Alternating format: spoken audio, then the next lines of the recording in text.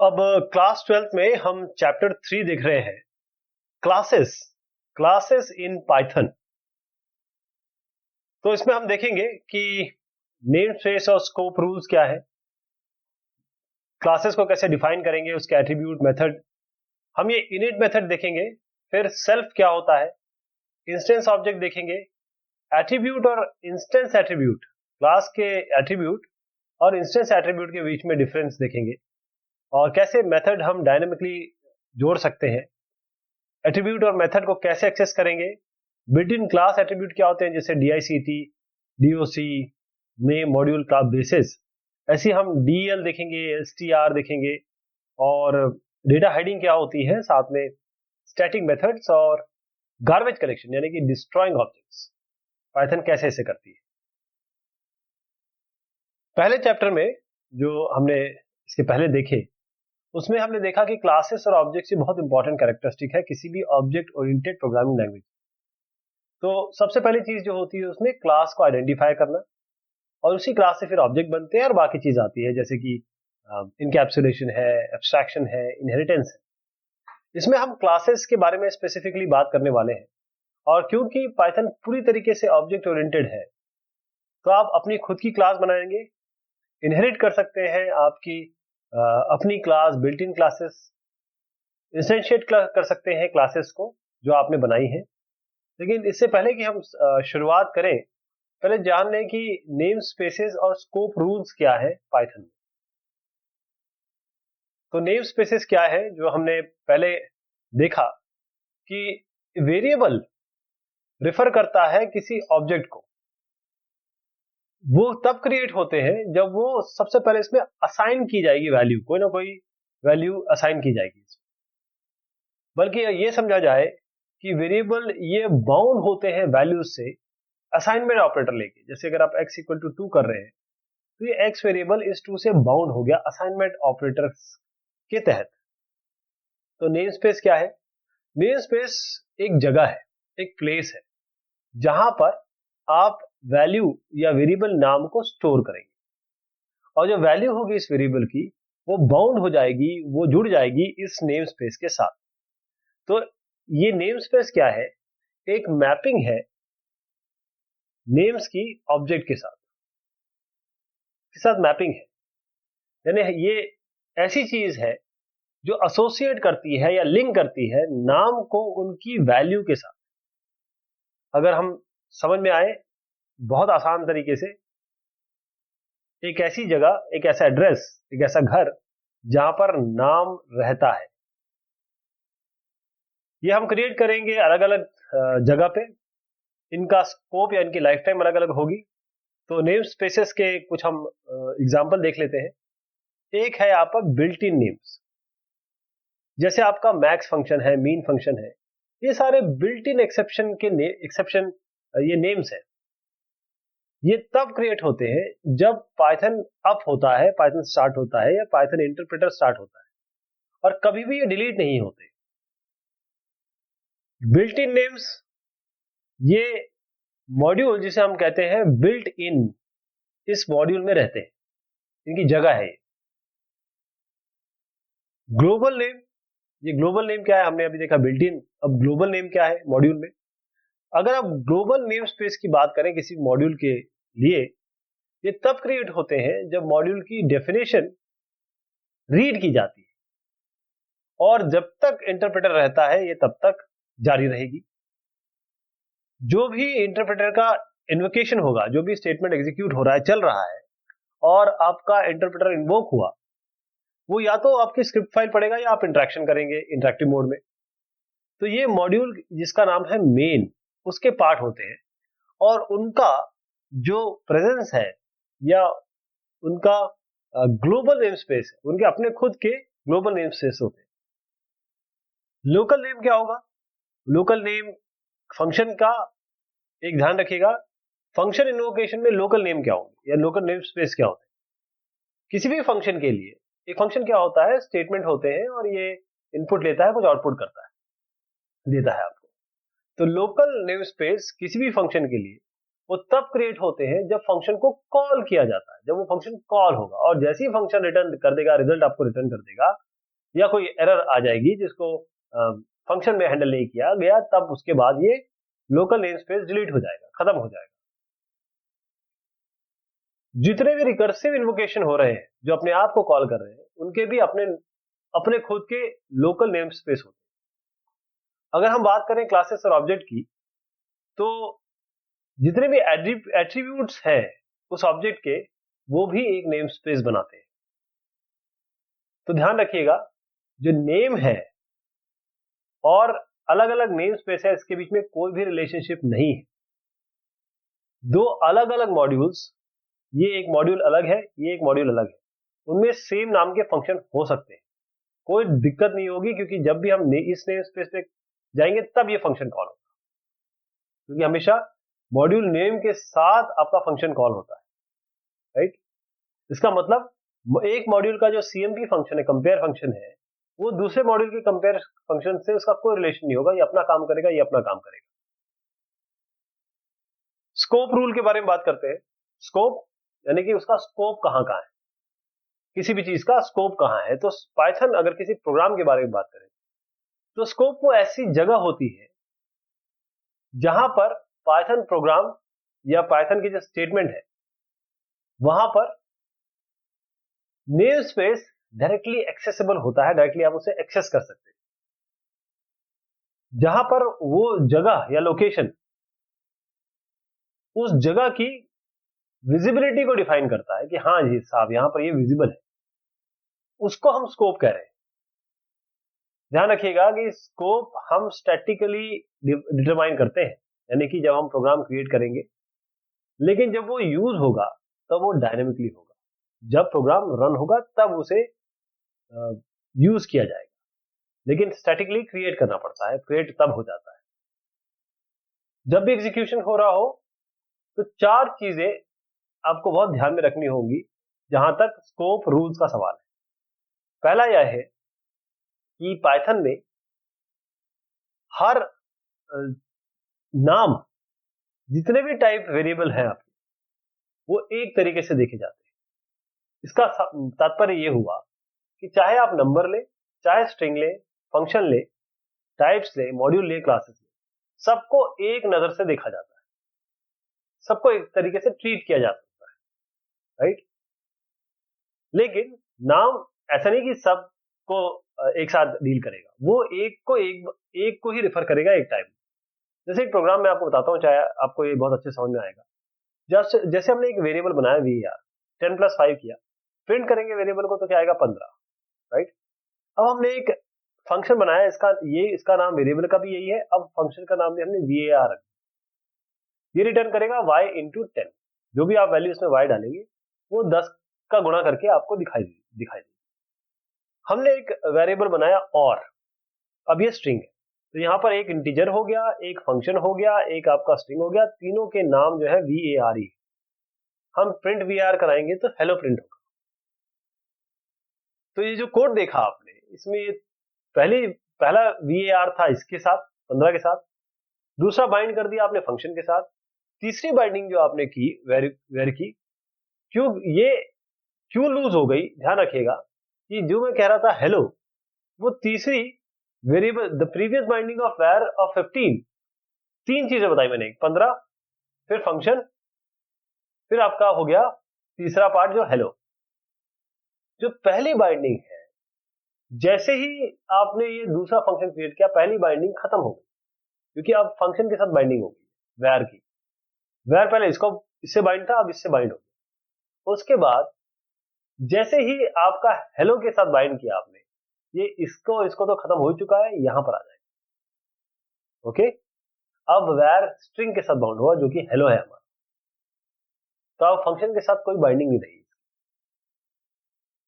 अब जो अगला है, उसका मतलब ये है कि जो स्कोप है वेरिएबल का, वो फंक्शन में होगा, मतलब वो फंक्शन के अंदर वेरिएबल है तो फंक्शन में होगा, क्लास के अंदर तो क्लास में होगा, फाइल के अंदर है तो फाइल में। हर एक जो नाम है वो नेम स्पेस को बिलोंग करता है। यदि वेरिएबल आप क्रिएट कर रहे हैं फंक्शन में, तो उसका स्कोप फंक्शन होगा। अगर आप उसी फंक्शन के बारे में बात करेंगे तो वही उसका लोकल नेम स्पेस बनेगा, तो लोकल रहेगा अगर फंक्शन के अंदर होगा। मैं इसका एग्जांपल बताता हूं। एक एग्जांपल देखिए कि हमने क्या किया df test x equal to 5 print x। तो यहाँ क्योंकि x आपने 5 बना दिया है, प्रिंट x करेगा ये 5 प्रिंट कर देगा। थोड़ा इसको मॉडिफाई करते हैं। मॉडिफाई कैसे करते हैं, x को 10 दिया, अब यहाँ पर x को 10 दिया और आपने कहा कि सबसे पहले प्रिंट कर दीजिए x को, तो ये 10 प्रिंट कर देगा क्योंकि x 10 है, प्रिंट आपने कहा तो कर देगा। उसके बाद उसने आपने कहा कि एग्जाम फंक्शन को कॉल करिए। एग्जाम फंक्शन को जिस तरीके से बनाया है कि print x, okay, print x बनाया आपने, तो यहाँ पर प्रिंट x, अब इसने x ने देखा कहाँ है x, मिला नहीं इसको, इसके अंदर तो मिला नहीं, तो ये ऊपर जाएगा और यहां ढूंढेगा और x को 10 प्रिंट कर देगा। अब आपने कहा टेस्ट फंक्शन कॉल करिए, ये टेस्ट के अंदर आएगा, इसको x 5 मिल रहा है और ये x प्रिंट भी हो रहा है, तो 5 प्रिंट हो जाएगा। अब यहाँ पर मार्क्स 20 यानी 20 यहाँ भेजिए और इसको प्रिंट कर दीजिए, तो 20 प्रिंट हो जाएगा।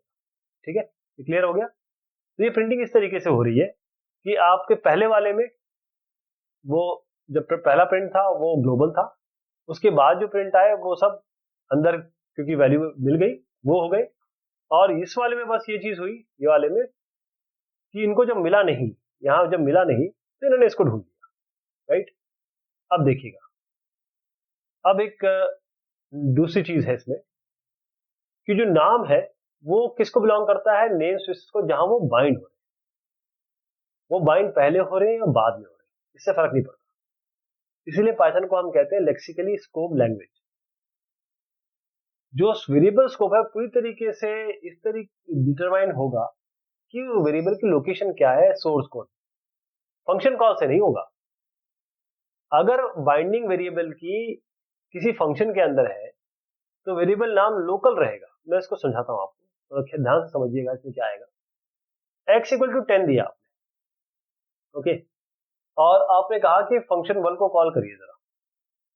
फंक्शन 1 को आप कॉल करेंगे, यहां 1 आएगा, x इसको 50 दे दिया, प्रिंट x करेंगे तो 50 प्रिंट हो जाएगा, यहाँ कोई दिक्कत नहीं। फिर आपने कहा फंक्शन 2 को कॉल करिए, ये फंक्शन 2 पे गया, फंक्शन 2 पे इसने प्रिंट x कराना है, तो ये कहां ढूंढेगा, इसको कहीं भी ढूंढना चाहिए बाहर, 10 इसको प्रिंट करना चाहिए जो हमने पहले देखा। लेकिन अब आपने क्या किया, इसी फंक्शन के अंदर x इक्वल टू 25 लिखा, यहां हुई गड़बड़। गड़बड़ क्या हुई कि फंक्शन 2 जो आपने कॉल किया उसमें एक लोकल वेरिएबल x है, एक वेरिएबल x तो है ही इसके अंदर, और एक बाहर भी मिल रहा है इसको, तो लोकल वेरिएबल शैडो कर देगा आउटर वाले को, जबकि लोकल x को आपने इनिशियली किसी से बाइंड ही नहीं किया। तो जो लाइन प्रिंट होगी, प्रिंट लाइन है प्रिंट x, वो ढूंढेगी x, लोकल मुझे तो मिल नहीं रहा है, तो वो बाइंड तो हो नहीं, तो रेफरेंस उसके x का एक एरर दे देगा आपको, अनबाउंड लोकल एरर। इसी तरीके से फंक्शन 3 में आइए, फंक्शन 3 में क्या हो रहा है, इस फंक्शन 3 में मैं आपको यहां ले जाता हूं। इस फंक्शन 3 में क्या हुआ, आपने कहा कि यदि p 10 से छोटा है या 10 p से बड़ा है तो आप x को 2 प्रिंट करिए, अदरवाइज कुछ नहीं होगा। तो आपने कहा 20 पास करूंगा मैं, तो आपने 20 पास किया, आपने देखा 20 इज लेस देन 10, ये तो गलत हो गया, तो x प्रिंट नहीं होगा, तो प्रिंट x होगा। अब जब ये कंडीशन मीट होगी तो ये लाइन पे तो गया ही नहीं, अगेन वही प्रॉब्लम आ जाएगी x की, ये x किसको ले, यहां पर भी आपको, क्योंकि x इसको मिला ही नहीं, x 2 कभी हुआ ही नहीं, तो ये भी एक एरर दे देगा। लेकिन जैसे आप यहां पर जाएंगे इस जगह पे और आप कहेंगे कि भाई 5 पास करते हैं, तो 5 पास करेंगे तो 5 लेस देन 10 ये तो चल गया, तो x इक्वल टू 2 मिलेगा, प्रिंट x हो जाएगा, 2 प्रिंट हो जाएगा, तो यहाँ पर 2 प्रिंट हो जाएगा। अब समझ गए डिफरेंस क्या है पहले वाले में और इस वाले में। ये आपको ध्यान रखना है कि अगर हम ये नहीं किए होते, अगर हमने ये नहीं किया होता तो ये इसको ढूंढ के प्रिंट करता, लेकिन यहां ये हो गया एरर। कौन सा एरर, अनबाउंड लोकल एरर्स, ठीक है। जो नेम आप डिक्लेयर कर रहे हैं ग्लोबल कीवर्ड से, वो आपको फाइल लेवल पे बताने पड़ेंगे, क्योंकि ग्लोबल स्टेटमेंट ये बताता है कि कोई वेरिएबल ग्लोबल स्कोप में है। अगर आपने ग्लोबल स्टेटमेंट नहीं दिया तो हमेशा इनर मोस्ट लोकल लूप में ही ढूंढेगा। जैसे इसमें देखिए, आपने x इक्वल टू 5 किया, यहां पर x इक्वल टू 2 दिया, और यहां पर कहा x is equal to x plus 1, ठीक, x को 2 मिला, x is equal to x plus 1 यानी x या 3 हो गया। अब फंक्शन 2 में आइए, इसने इसको बोला कि ग्लोबल x यूज करेंगे, मतलब हम ये यूज करना चाहिए। अब x is equal to x plus 1 मतलब यहां पर 5 प्लस 1 हो जाएगा, राइट। तो आप जब प्रिंट एक्स करेंगे यहां पर, तो आपको क्या मिलना चाहिए, इस प्रिंट एक्स में क्या मिलेगा आपको, तो यहां पर इस प्रिंट एक्स में आपको मिलेगा 5, फंक्शन 1 जब कॉल करेंगे तो मिलेगा 3, फंक्शन 2 जब कॉल करेंगे तो मिलेगा आपको 6, ठीक है। ये लोकल इंक्रीमेंट हो गया, और इसने क्योंकि ग्लोबल को कॉल करके इंक्रीमेंट किया, ये ग्लोबल लिखना जरूरी है। एलएजीबी रूल, ये एलएजीबी रूल क्या होता है, हमने देखा इसका एक एक का नाम अलग है, मतलब फुल फॉर्म बताऊंगा मैं आपको। इस रूल के हिसाब से जब नेम आपको मिलेगा या इंटरप्रेटर को मिलेगा एग्जीक्यूशन के समय, तो वो नाम को कहां ढूंढेगा, सबसे पहले वो लोकल ढूंढेगा, फिर वो इनक्लोजिंग फंक्शन में ढूंढेगा, फिर वो ग्लोबल पे जाएगा, उसके बाद वो बिल्ट इन पे जाएगा। यानी सबसे पहले वो जो करंट डीईएफ स्टेटमेंट है वहां ढूंढेगा। जो इंपोर्ट स्टेटमेंट है या फंक्शन डेफिनेशन, वो बाइंड करते हैं मॉड्यूल या फंक्शन नेम को लोकल स्कोप, या ये जाने कि जितने भी ऑपरेशन हो रहे हैं जो नए नेम स्पेस को लेके आ रहे हैं, ये वो लोकल स्कोप ही यूज करते हैं। इनक्लोजिंग फंक्शन, वो इनक्लोजिंग फंक्शन जो भी इनर से लेकर आउटर में, मतलब यहां से लेकर यहां तक आप जहां जो भी स्टेटमेंट आपने फंक्शन के अंदर लिखे हुए वहां पर ढूंढेगा। जी का मतलब है मॉड्यूल, ये सर्च करेगा ग्लोबल मॉड्यूल, या जो नाम आपने डिक्लेयर किए हैं ग्लोबल डीईएफ के अंदर ग्लोबल नाम। अगर आपने बिल्ट इन, ये बिल्ट इन जो बी है वो पाइथन में कैसे होगा, फिर वो फाइनली चेक करता है कि कोई बिल्ट इन फंक्शन है पाइथन में। तो LEGB यानी कि लोकल, इनक्लोजिंग फंक्शन, ग्लोबल और बिल्ट इन रूल। अब देखते हैं डिफाइनिंग क्लासेस। क्लासेस को कैसे डिफाइन करेंगे, हमने ये देखा कि क्लास होती क्या है। क्लास का मतलब ये होता है कि एक ऐसी यूनिट जिसके अंदर आपका डेटा और इस डेटा पे काम करने वाले फंक्शन होते हैं। अब हम देखेंगे एक्चुअल में क्लासेस को कैसे बनाया जाता है। हमको अगर पाइथन में क्लास बनानी है तो उसके लिए हम क्या चेक करेंगे, केवल क्लास को डिफाइन करना है और बस कोड करना शुरू कर देना है। एक रिजर्व वर्ड है क्लास, CLASS, इसके आगे क्लास का नाम होगा आपका, उसके बाद होगा कोलन, बस 3 चीजें याद रखिएगा। और इससे सिंपल डेफिनेशन नहीं होगी, यहां से आप स्टेटमेंट लिखें, यहां तक स्टेटमेंट लिखें। ध्यान रखिएगा कि इस कोलन के बाद जो इंडेंटेशन होता है, ये जो जगह आपने छोड़ी हुई है, जहां तक ये 4 स्पेसेस आपने छोड़े हुए हैं, ये क्लास के स्टेटमेंट माने जाएंगे। जैसे फंक्शन में हमने देखा था, इफ में देखा था, फॉर में देखा था, जो भी लूपिंग कॉन्स्ट्रक्ट थे और डिसीजन मेकिंग थे, फिर फंक्शन था, उसमें भी इसी तरीके से करते थे। जहां पर आपने जगह छोड़ना बंद किया वहां पर ये क्लास खत्म मानी जाएगी। तो पहली चीज, जो पहली चीज जो पहली लाइन होती है वो क्लास डेफिनेशन का पार्ट नहीं है। क्यों? क्योंकि वो क्लास, ये क्लास बता रही है कि ये क्लास है। अब क्लास में क्या क्या हो सकते हैं, जैसे हमने 2 चीजें देखी, एक तो फंक्शन होंगे और डेटा होगा। इस डेटा पे ये फंक्शन काम करेगा, ओके। मेथड्स होंगे, इनको फंक्शन कहेंगे, मेथड्स कहेंगे, इनको आप डेटा कह सकते हैं, डेटा मेंबर कह सकते हैं, आइटम्स कह सकते हैं। जो एट्रीब्यूट है, जो भी डॉट के बाद आएगा, उन सबको हम एट्रीब्यूट कहेंगे। देखिएगा आप कैसे आएगा अभी। पहले मैं एग्जांपल देता हूं। जैसे हमने एक क्लास बनाई टेस्ट, हमने एक वेरिएबल बनाया var और इसमें दिया 50, यानी कि ये क्या हो गया, डेटा मेंबर। डेटा मेंबर हो गया, ये मार्क्स इक्वल टू 30, ये भी डेटा मेंबर हो गया। अब आपने इसके अंदर देखिए इंडेंटेशन चला आ रहा है, इसके अंदर def लिखा, डिस्प्ले ये फंक्शन लिखा, आपने कहा मैं प्रिंट करना चाहूंगा इस वेरिएबल को। तो मार्क्स, वेरिएबल और डिस्प्ले, ये सारे के सारे इस क्लास के एट्रीब्यूट्स हो गए। किस क्लास के? टेस्ट के। और जो इसका ऑब्जेक्ट बनेगा, क्लास के ऑब्जेक्ट्स बनेंगे, और वो जो ऑब्जेक्ट होंगे वो क्लास इंस्टेंशिएट होगी तभी तो ऑब्जेक्ट बनेंगे। और उस हर एक ऑब्जेक्ट के पास ये तमाम चीजें, तीनों चीजें रहेंगी। जब इंपोर्ट करते हैं मॉड्यूल्स को, तो अगर हम किसी तरह लिखते हैं जैसे मॉड्यूल 1, कोई मॉड्यूल किया हमने डॉट फंक्शन नेम, तो मॉड्यूल 1 इसमें क्या होता है, ये मॉड्यूल ऑब्जेक्ट होता है, ये मॉड्यूल ऑब्जेक्ट होता है, मॉड्यूल ऑब्जेक्ट, और ये होता है फंक्शन नेम।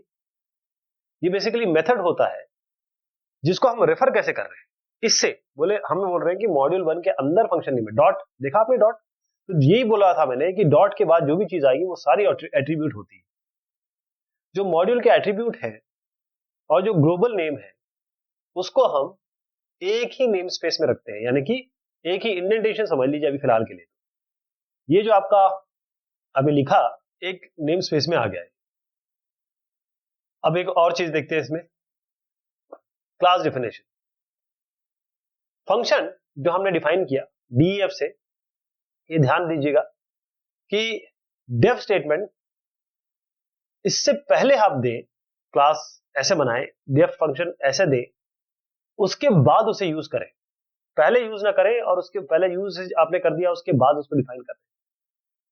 जब क्लास डेफिनेशन एक नए नेम स्पेस में आएगी या नया नेम स्पेस क्रिएट होगा, जब भी क्लास डेफिनेशन देते हैं एक नया नेम स्पेस क्रिएट होता है और फिर उसको हम लोकल स्कोप में यूज करते हैं। जितने भी असाइनमेंट आप कर रहे हैं लोकल वेरिएबल को, वो इस नेम स्पेस के साथ जुड़ जाते हैं, और जो फंक्शन डेफिनेशन है वो भी इसी नेम स्पेस के साथ जुड़ जाती है। नेम स्पेस एक जगह होती है जहां पर चीजों को रखा जाता है, सब एक ही घर समझ लीजिए, एक घर में रहते हैं। अब एट्रीब्यूट्स ये रीड ओनली भी हो सकते हैं, केवल आप इसको पढ़ पाएंगे, या राइटेबल, उसको आप चेंज भी कर पाएंगे। अगर राइटेबल है तो आप ये असाइनमेंट ऑपरेटर उसके साथ यूज कर सकते हैं, यानी कि अगर मैं कह रहा हूं कि एट्रीब्यूट राइटेबल है, तो जैसे टेस्ट 1 में मार्क्स है डॉट मार्क्स, ये आपने टेस्ट 1 क्या बनाया, आपने ऑब्जेक्ट बनाया, इसका क्लास का, कौन सा क्लास है आपका क्लास का नाम क्या है, टेस्ट, टेस्ट का आपने एक ऑब्जेक्ट बनाया टेस्ट 1, टेस्ट 1 से आपने मार्क्स कॉल किया क्योंकि मार्क्स क्या है, उसका एट्रीब्यूट है, उसमें 10 दिया, आपने कहा ये राइटेबल है। अब इस राइटेबल, अगर ये मार्क्स राइटेबल है तो हम उसमें DEL डिलीट भी कर सकते हैं, जैसे आपने हम कहा DEL test 1 dot marks, test 1 इस टेस्ट क्लास का ऑब्जेक्ट हो गया, डॉट किया, डॉट के बाद जो भी चीज आती है मैंने बताया था वो एट्रीब्यूट होता है, मार्क्स डिलीट हो जाएगा। तो डेल स्टेटमेंट ये बाइंडिंग भी हटा देता है इस मार्क्स की उस नेम स्पेस से। कौन सा नेम स्पेस है इसका, ये टेस्ट 1 है, ऑब्जेक्ट है उसका, ओके, जो लोकल स्कोप है। जब इसको हम क्लास डेफिनेशन को जैसे ही हम छोड़ेंगे या क्लास डेफिनेशन बनाएंगे, एक क्लास का ऑब्जेक्ट क्रिएट होगा। एक रैपर है, एक तरीके से रैपर में चॉकलेट के आसपास रैपर बनाते हैं, तो रैपर है क्लास एक तरीके से, जिसके जो क्लास एक रैपर होगी जिसके अंदर सब चीजें बुनी जा रही है, आप उसके अंदर डेटा मेंबर्स रख रहे हैं, फंक्शन रख रहे हैं। अब जब कॉलिंग करेंगे, जब इस एक मेथड को कॉल करेंगे ऑब्जेक्ट्स को ये लेके, तो जब हम कॉलिंग करेंगे मेथड किसी ऑब्जेक्ट पे, तो आप ऑब्जेक्ट को चेंज भी कर सकते हैं, मैं भी बताता हूं कैसे। यानी कि ऑब्जेक्ट आपका म्यूटेबल है, जब किसी भी चीज को चेंज कर सकते हैं हम, तो म्यूटेबल हो गया। और जो फंक्शन है वो उसका अगर आउटर म्यूटेबल ऑब्जेक्ट है उसको भी मॉडिफाई कर सकता है। कैसे होगा, उसके अंदर फंक्शन कॉल कर लेगा। अब जो मैंने बताया अगर थोड़ा सा कंफ्यूजिंग है तो उसको इस तरीके से समझिए, आपको यहां क्लियर हो जाएगा। हमने क्या किया, x इक्वल टू 10 बनाया। हमने कहा कि ये हमारी एक लिस्ट जैसी कोई चीज हम बनाना चाहते हैं। आपने यहां पर DEF दिया, एक फंक्शन लिस्ट EX, x में अपेंड कर दिया 20, फिर आपने DEF दिया और उसमें आपने क्या किया, ये ध्यान रखिएगा, इसको अभी हम कॉल करेंगे यहां पर, कॉल के बारे में ध्यान रखिएगा। अभी हमने क्या किया, ये एड लिस्ट बनाया।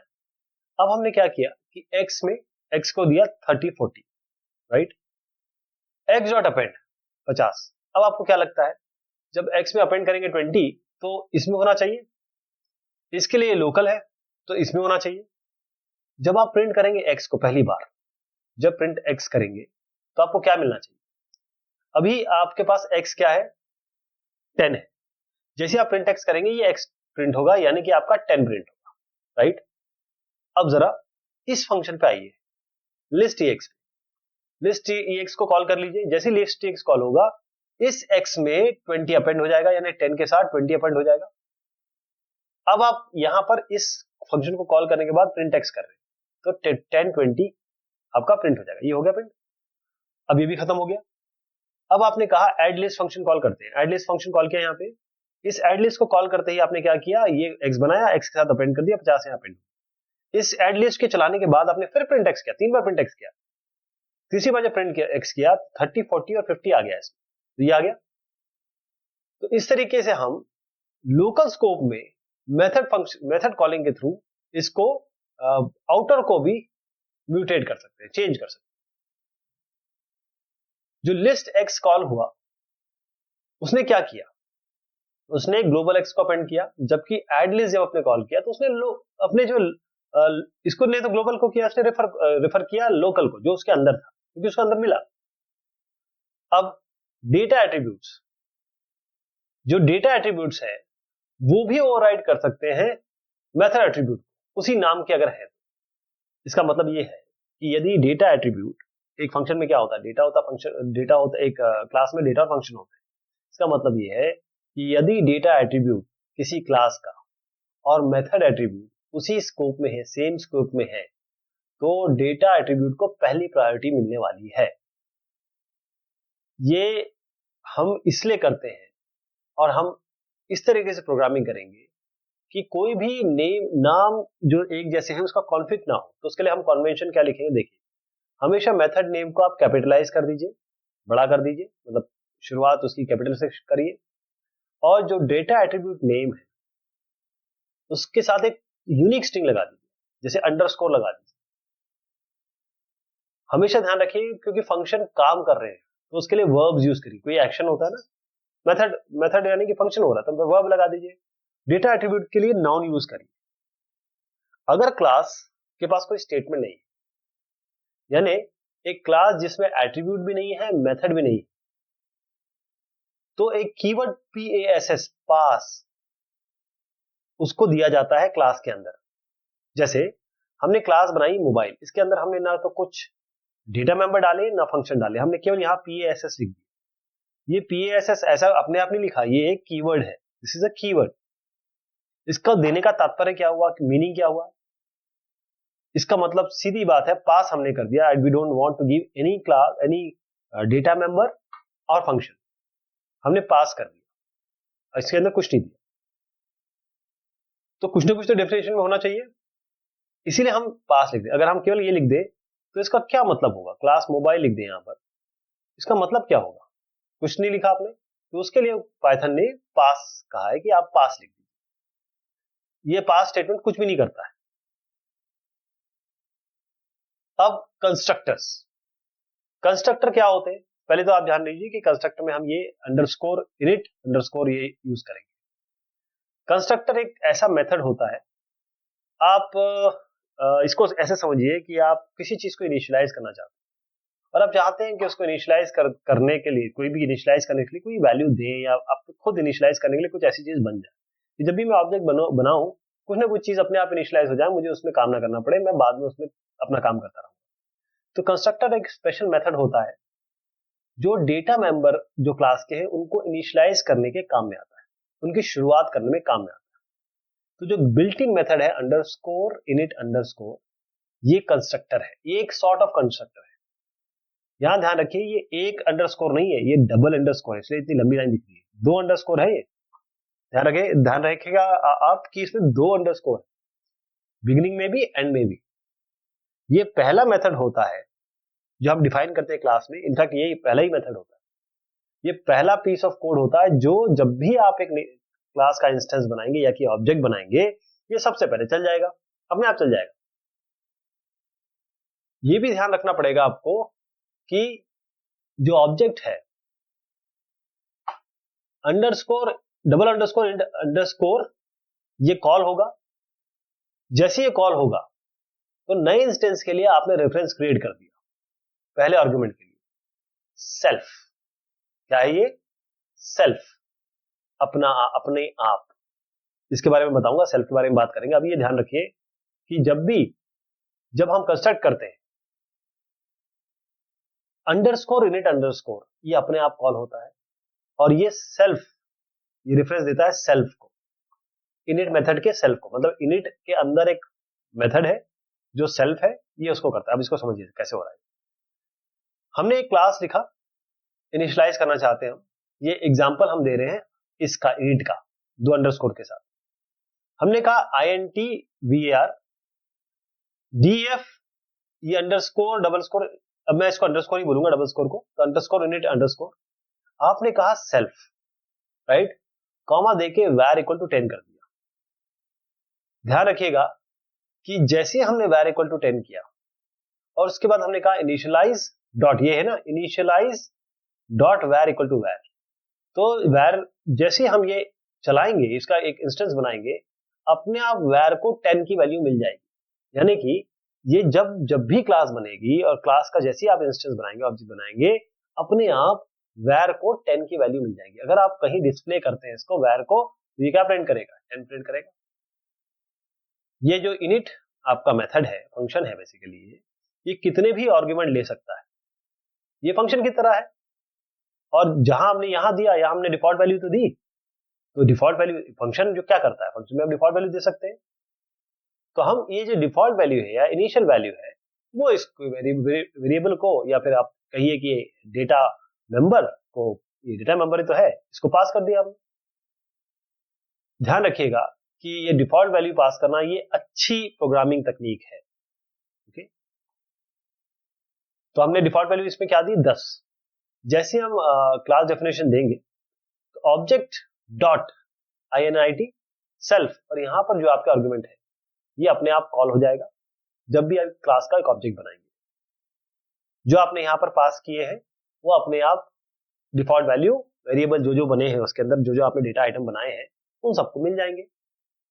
यानी कि अगर हमने बाई चांस ये किया p is equal to initialize, ये हमने बनाया था अभी, इसके अंदर हमने 20 डाला, तो p डॉट डिस्प्ले करेंगे तो क्या आएगा, 20 आउटपुट करेगा ये, क्योंकि 10 तो हमने डिफॉल्ट दी थी। लेकिन अगर आप स्पेसिफिकली बोल रहे हैं कि हम 20 पास करना चाहते हैं, तो 20 दिखाएगा ये।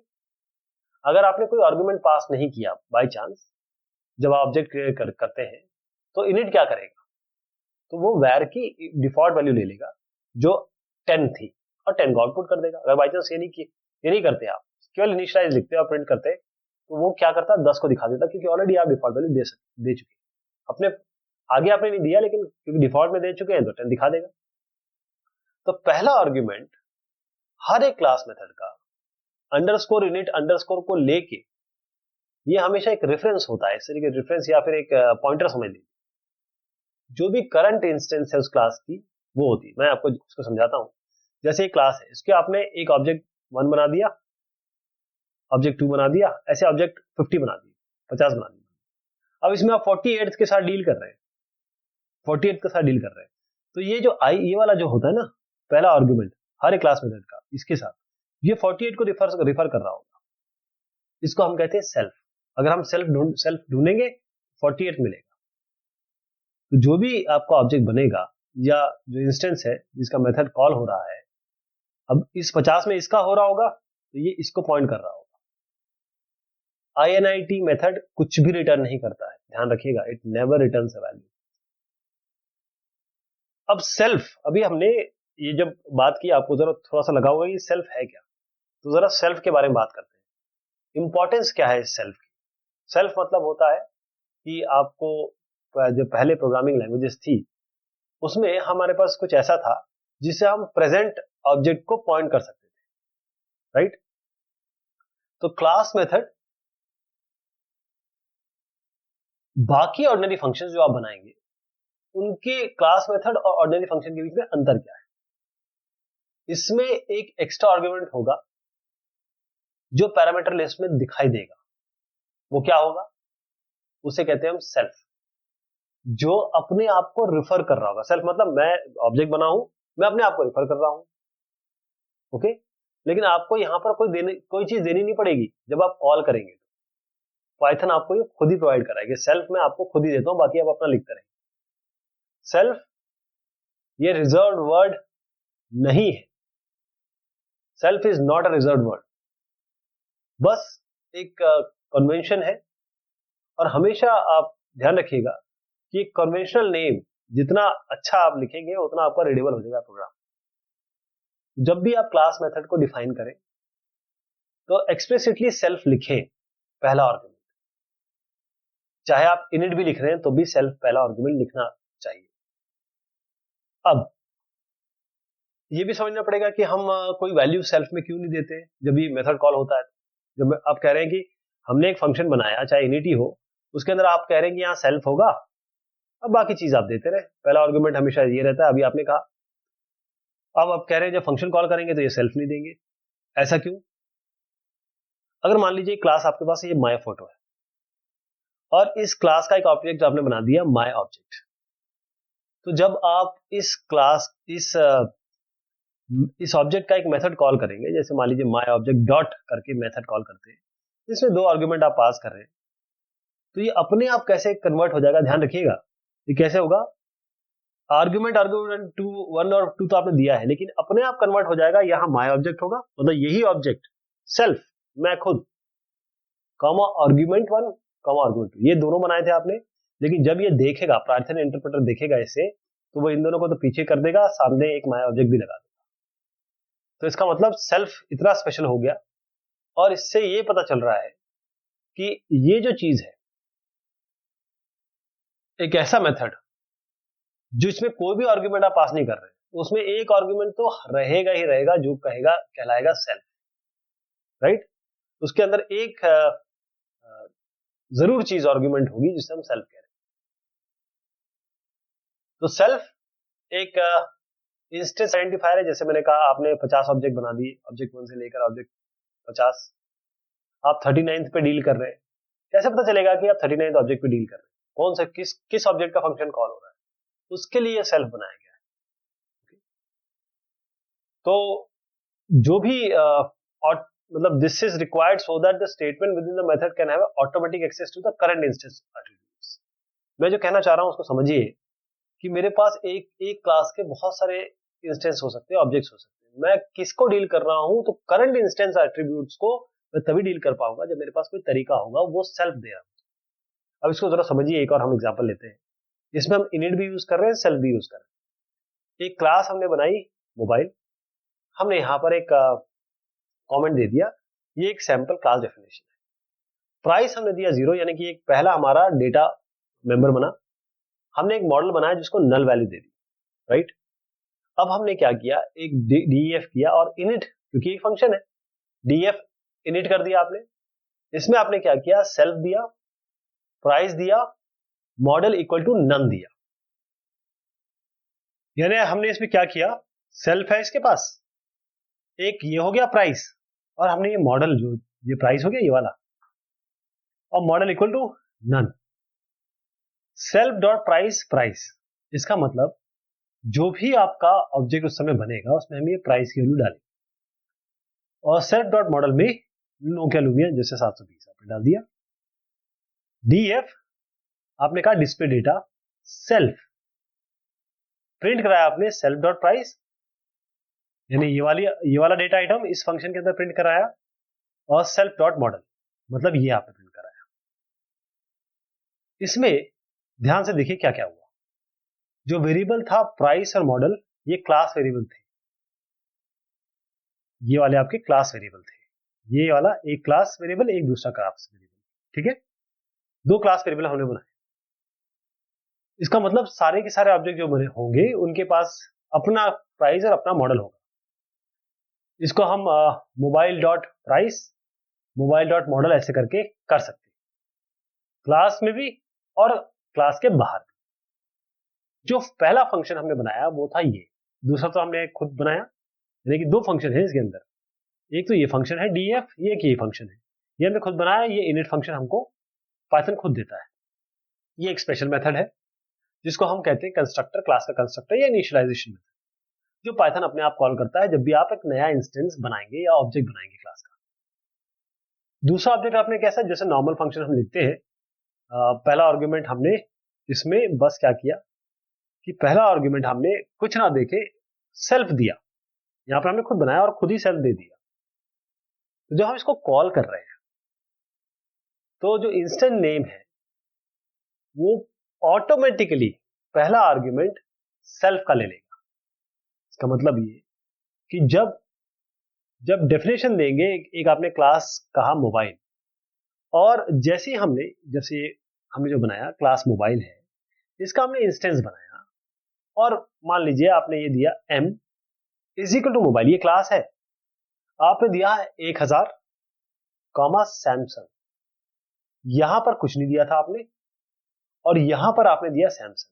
तो देखिए अभी हमने यहां पर कोई भी वैल्यू असाइन नहीं किया, हमने कहीं भी ये नहीं किया कि मॉडल डॉट प्राइस, ऐसा नहीं किया ना, model dot price equal to 1000, model dot mobile dot model, ये mobile dot price equal to 1000, mobile dot model equal to Samsung, या जो भी नाम आप देना चाहें, एप्पल वगैरह जो आपका पसंदीदा हो। हमने ऐसा कुछ भी नहीं किया, लेकिन हमने जैसे ही यहां पर एक ऑब्जेक्ट बनाया मोबाइल ब्रैकेट में देके 1000 कॉमा सैमसंग, जैसे ही ये चला तो आपने अपने आप ये प्राइस को असाइन हो गया, मतलब इसमें ये वाली वैल्यू आ गई, क्या दिया आपने 1000, मॉडल इक्वल टू नन था, लेकिन आपने यहां पर एक मॉडल दे दिया सैमसंग, वो चला गया इसमें, तो प्राइस के पास आ गया 1000, मॉडल के पास आ गया सैमसंग।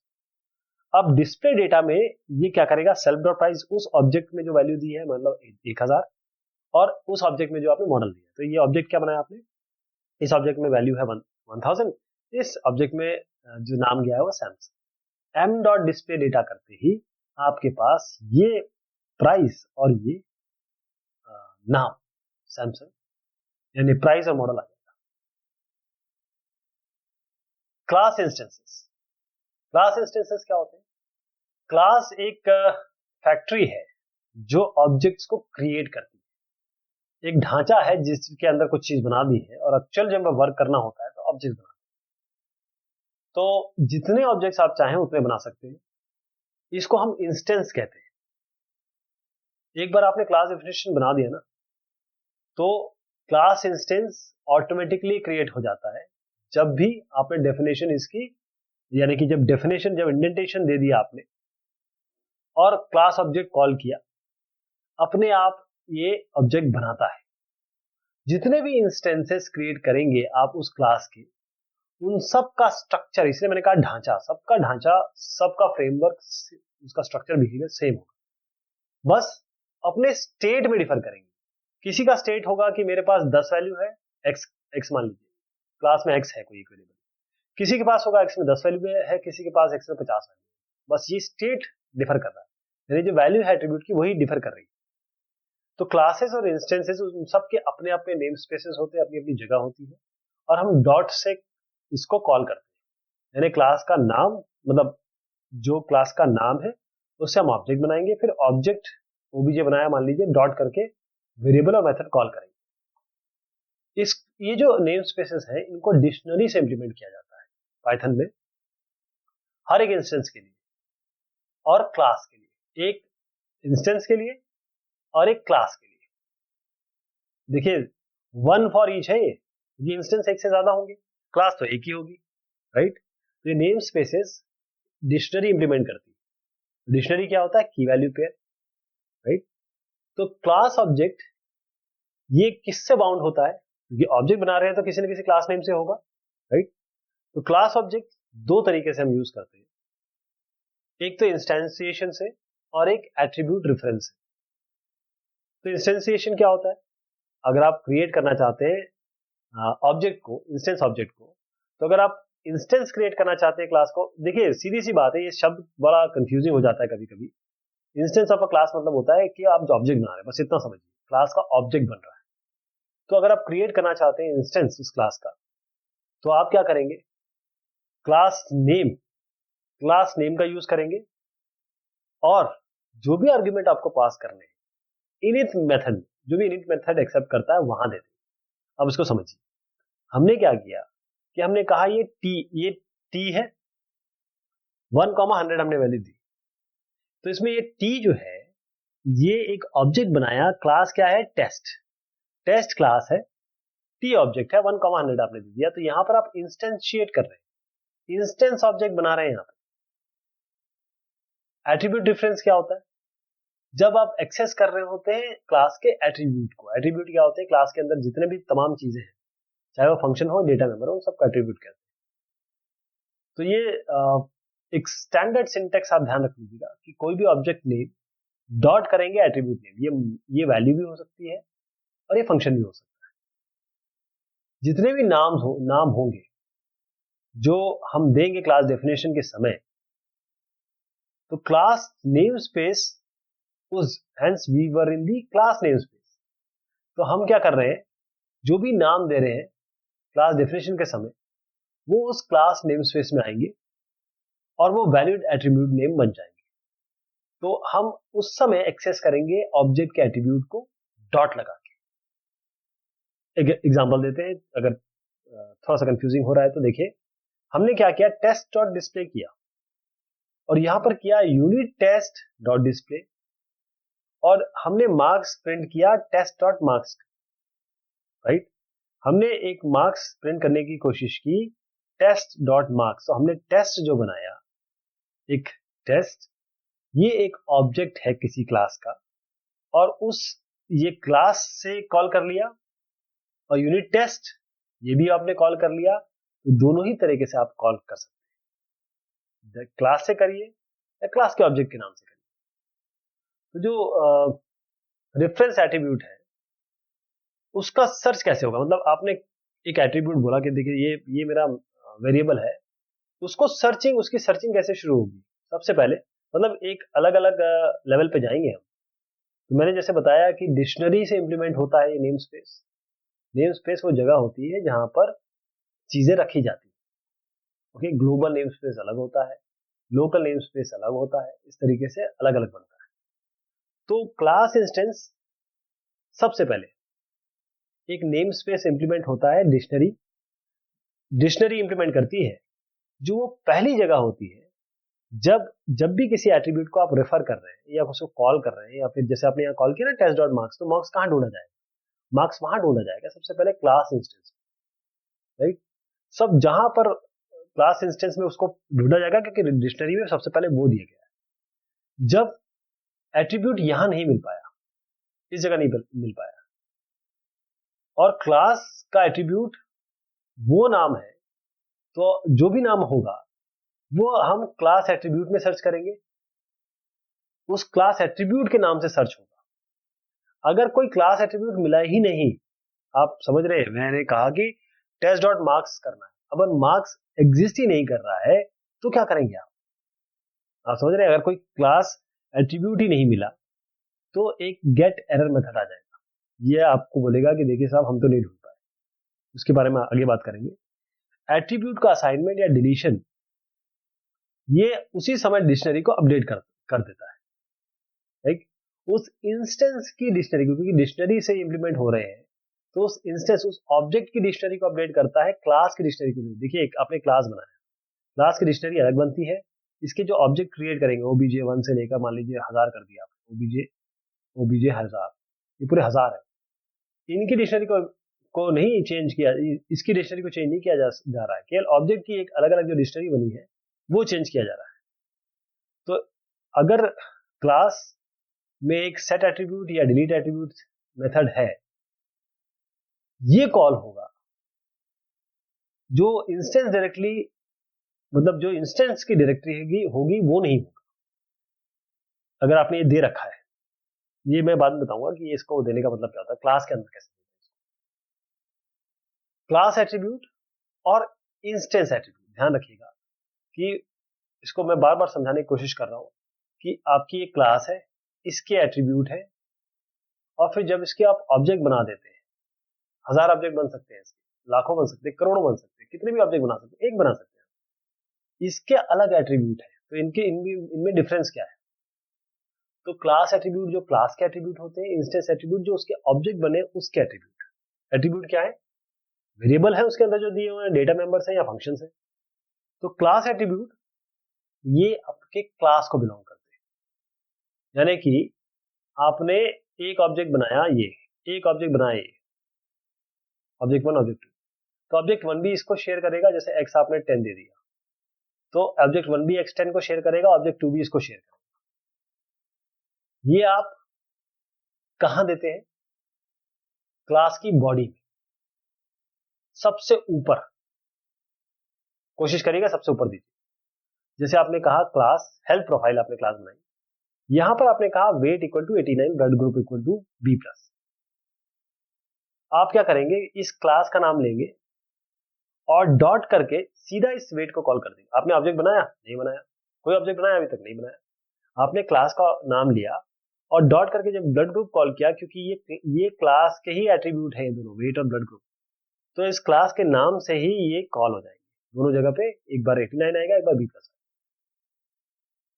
इंस्टेंस एट्रीब्यूट क्या होते हैं? क्लास अपने एट्रीब्यूट बना सकती है और क्लास एट्रीब्यूट इंस्टेंसेस के लिए बना सकती है, यानी क्लास एट्रीब्यूट ऑब्जेक्ट्स के लिए भी बना सकती है।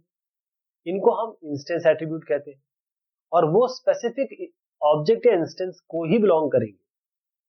जैसे अगर आप एक क्लास बनाते हैं हेल्थ प्रोफाइल, हेल्थ प्रोफाइल के अंदर आप कुछ मेंबर देते हैं, जैसे वेट देते हैं, और अभी हमने जैसे वेट दिया और साथ में हमने ब्लड ग्रुप दिया, वो उस क्लास के अंदर हमने बनाया। मान लीजिए हमने अब एक ऑब्जेक्ट बना लिया, एक क्लास का ऑब्जेक्ट बना लिया, क्लास नहीं, क्लास का ऑब्जेक्ट बना लिया, इंस्टेंस बना लिया। तो जो एट्रीब्यूट है H1 में, जैसे वेट है, वो अपने आप डायरेक्टली अवेलेबल हो जाएंगे, यानी H1 डॉट वेट करेंगे तो भी 89 आएगा। और अगर इसकी डिक्शनरी, इस H1 की डिक्शनरी आपको एक्सेस करनी है तो आप सीधा अंडरस्कोर डिक्ट अंडरस्कोर से कर सकते हैं। अगर आपको देखना है कि भाई इस मैंने जो अभी इंस्टेंस बताया उसमें कौन कौन से एट्रीब्यूट्स हैं, तो उसके पास दो फंक्शन है हमारे पास। VARS कर सकते हैं आप। मान लीजिए कोई क्लास बनी हुई है, उसके अंदर कितने आपने अलग अलग एट्रीब्यूट दिए हुए हैं, वो जानना है तो कैसे करेंगे? ये वैर्स क्या करेगा, ये दिखाएगा आपको जो भी एट्रीब्यूट है उस इंस्टेंस की डिक्शनरी फॉर्म। ये डिक्शनरी दिख रही है आपको, जैसे आपको VARS H1 करते हैं और H1 में क्या क्या है, इस क्लास के अंदर क्या क्या है, वेट है, ब्लड ग्रुप है, तो वेट एक डिक्शनरी में दिखाएगा, वेट कोलन 89 और उसके बाद ब्रेसेस में चल रहा है कॉमा करके blood group colon B plus, key value pair में इसने दिखा दी। एक फंक्शन तो वैर्स हो गया। दूसरा फंक्शन है DIR। ये फंक्शन क्या करता है, ये भी वही काम करता है, वैर्स से ये ज्यादा। वैर्स ने क्या किया, जो उसके अंदर आपने यूजर डिफाइन बनाए थे वो दिखा दिया, अब ये उससे ज्यादा दिखाएगा। ये क्लास एट्रीब्यूट को भी दिखा देता है, इंस्टेंस को भी नहीं। इंस्टेंस जो आपने ऑब्जेक्ट का एट्रीब्यूट दिखाया उसके अलावा क्लास एट्रीब्यूट को भी दिखा रहा है। जैसे अब DIR H1 करते हैं तो डॉग भी दिखाएगा, इनिट भी दिखाएगा, मॉड्यूल भी दिखाएगा, साथ में वेट और ब्लड ग्रुप दिखाएगा, ये तो दिखाएगा ही दिखाएगा, साथ में ये तीनों जो क्लास के एट्रीब्यूट है उसे भी दिखाएगा। अब आप जैसे पहले डिस्कस हुआ था कि आप किसी भी इंस्टेंस के या ऑब्जेक्ट के एट्रीब्यूट को ऐड भी कर सकते हैं, रिमूव भी कर सकते हैं, मॉडिफाई भी कर सकते हैं जो क्लास में डिफाइन नहीं हुए। जैसे हाइट, हाइट आपने बनाया था क्या? हाइट तो बनाया नहीं था। तो जैसे ही आपने H1 dot height equal to 197 किया, सबसे पहले तो ये हाइट को जोड़ देगा H1 में और 197 उसको दे देगा। तो एक पंथ दो काज हो गया, H1 में हाइट भी बन गया, ये ऑब्जेक्ट, ये आपका इंस्टेंस बन, H1 इंस्टेंस में ये वेरिएबल भी बन गया या फिर डेटा आइटम भी बन गया, 197 उसको वैल्यू भी मिल गई। जरा इसको प्रिंट करके देखिए, 89 ब्लड ग्रुप के साथ साथ आपको ये हाइट 197 भी दे देगा। H1 डॉट हाइट करेंगे आप, इसको 180 वैल्यू आ गई, फिर से प्रिंट कराइए H1 को, अब 89 बी प्लस के साथ ही 180 दे देगा। अब आप डिलीट कर दीजिए H1 डॉट हाइट को, तो ये हाइट डिलीट हो जाएगी, दोबारा प्रिंट करिए, आपको यहाँ हाइट दिखाई देगी। ये ब्लड ग्रुप के बाद आपका बी पॉजिटिव आना चाहिए यहाँ पर। तो ये हमेशा ध्यान रखिए कि ऐड करना, डिलीट करना एट्रीब्यूट को बहुत केयरफुली यूज करना है आपको, क्योंकि अलग अलग इंस्टेंसेस, अलग अलग ऑब्जेक्ट बन रहे होंगे जिनके अलग अलग बिहेवियर होंगे, तो बहुत कॉशियसली आपको इसको यूज करना है। अब हम कैसे मेथड डायनेमिकली डालेंगे? हमने क्या किया, क्लास बनाया, उसमें हमने फंक्शंस डाल दिए, वो तो हम स्टैटिकली डाल रहे हैं।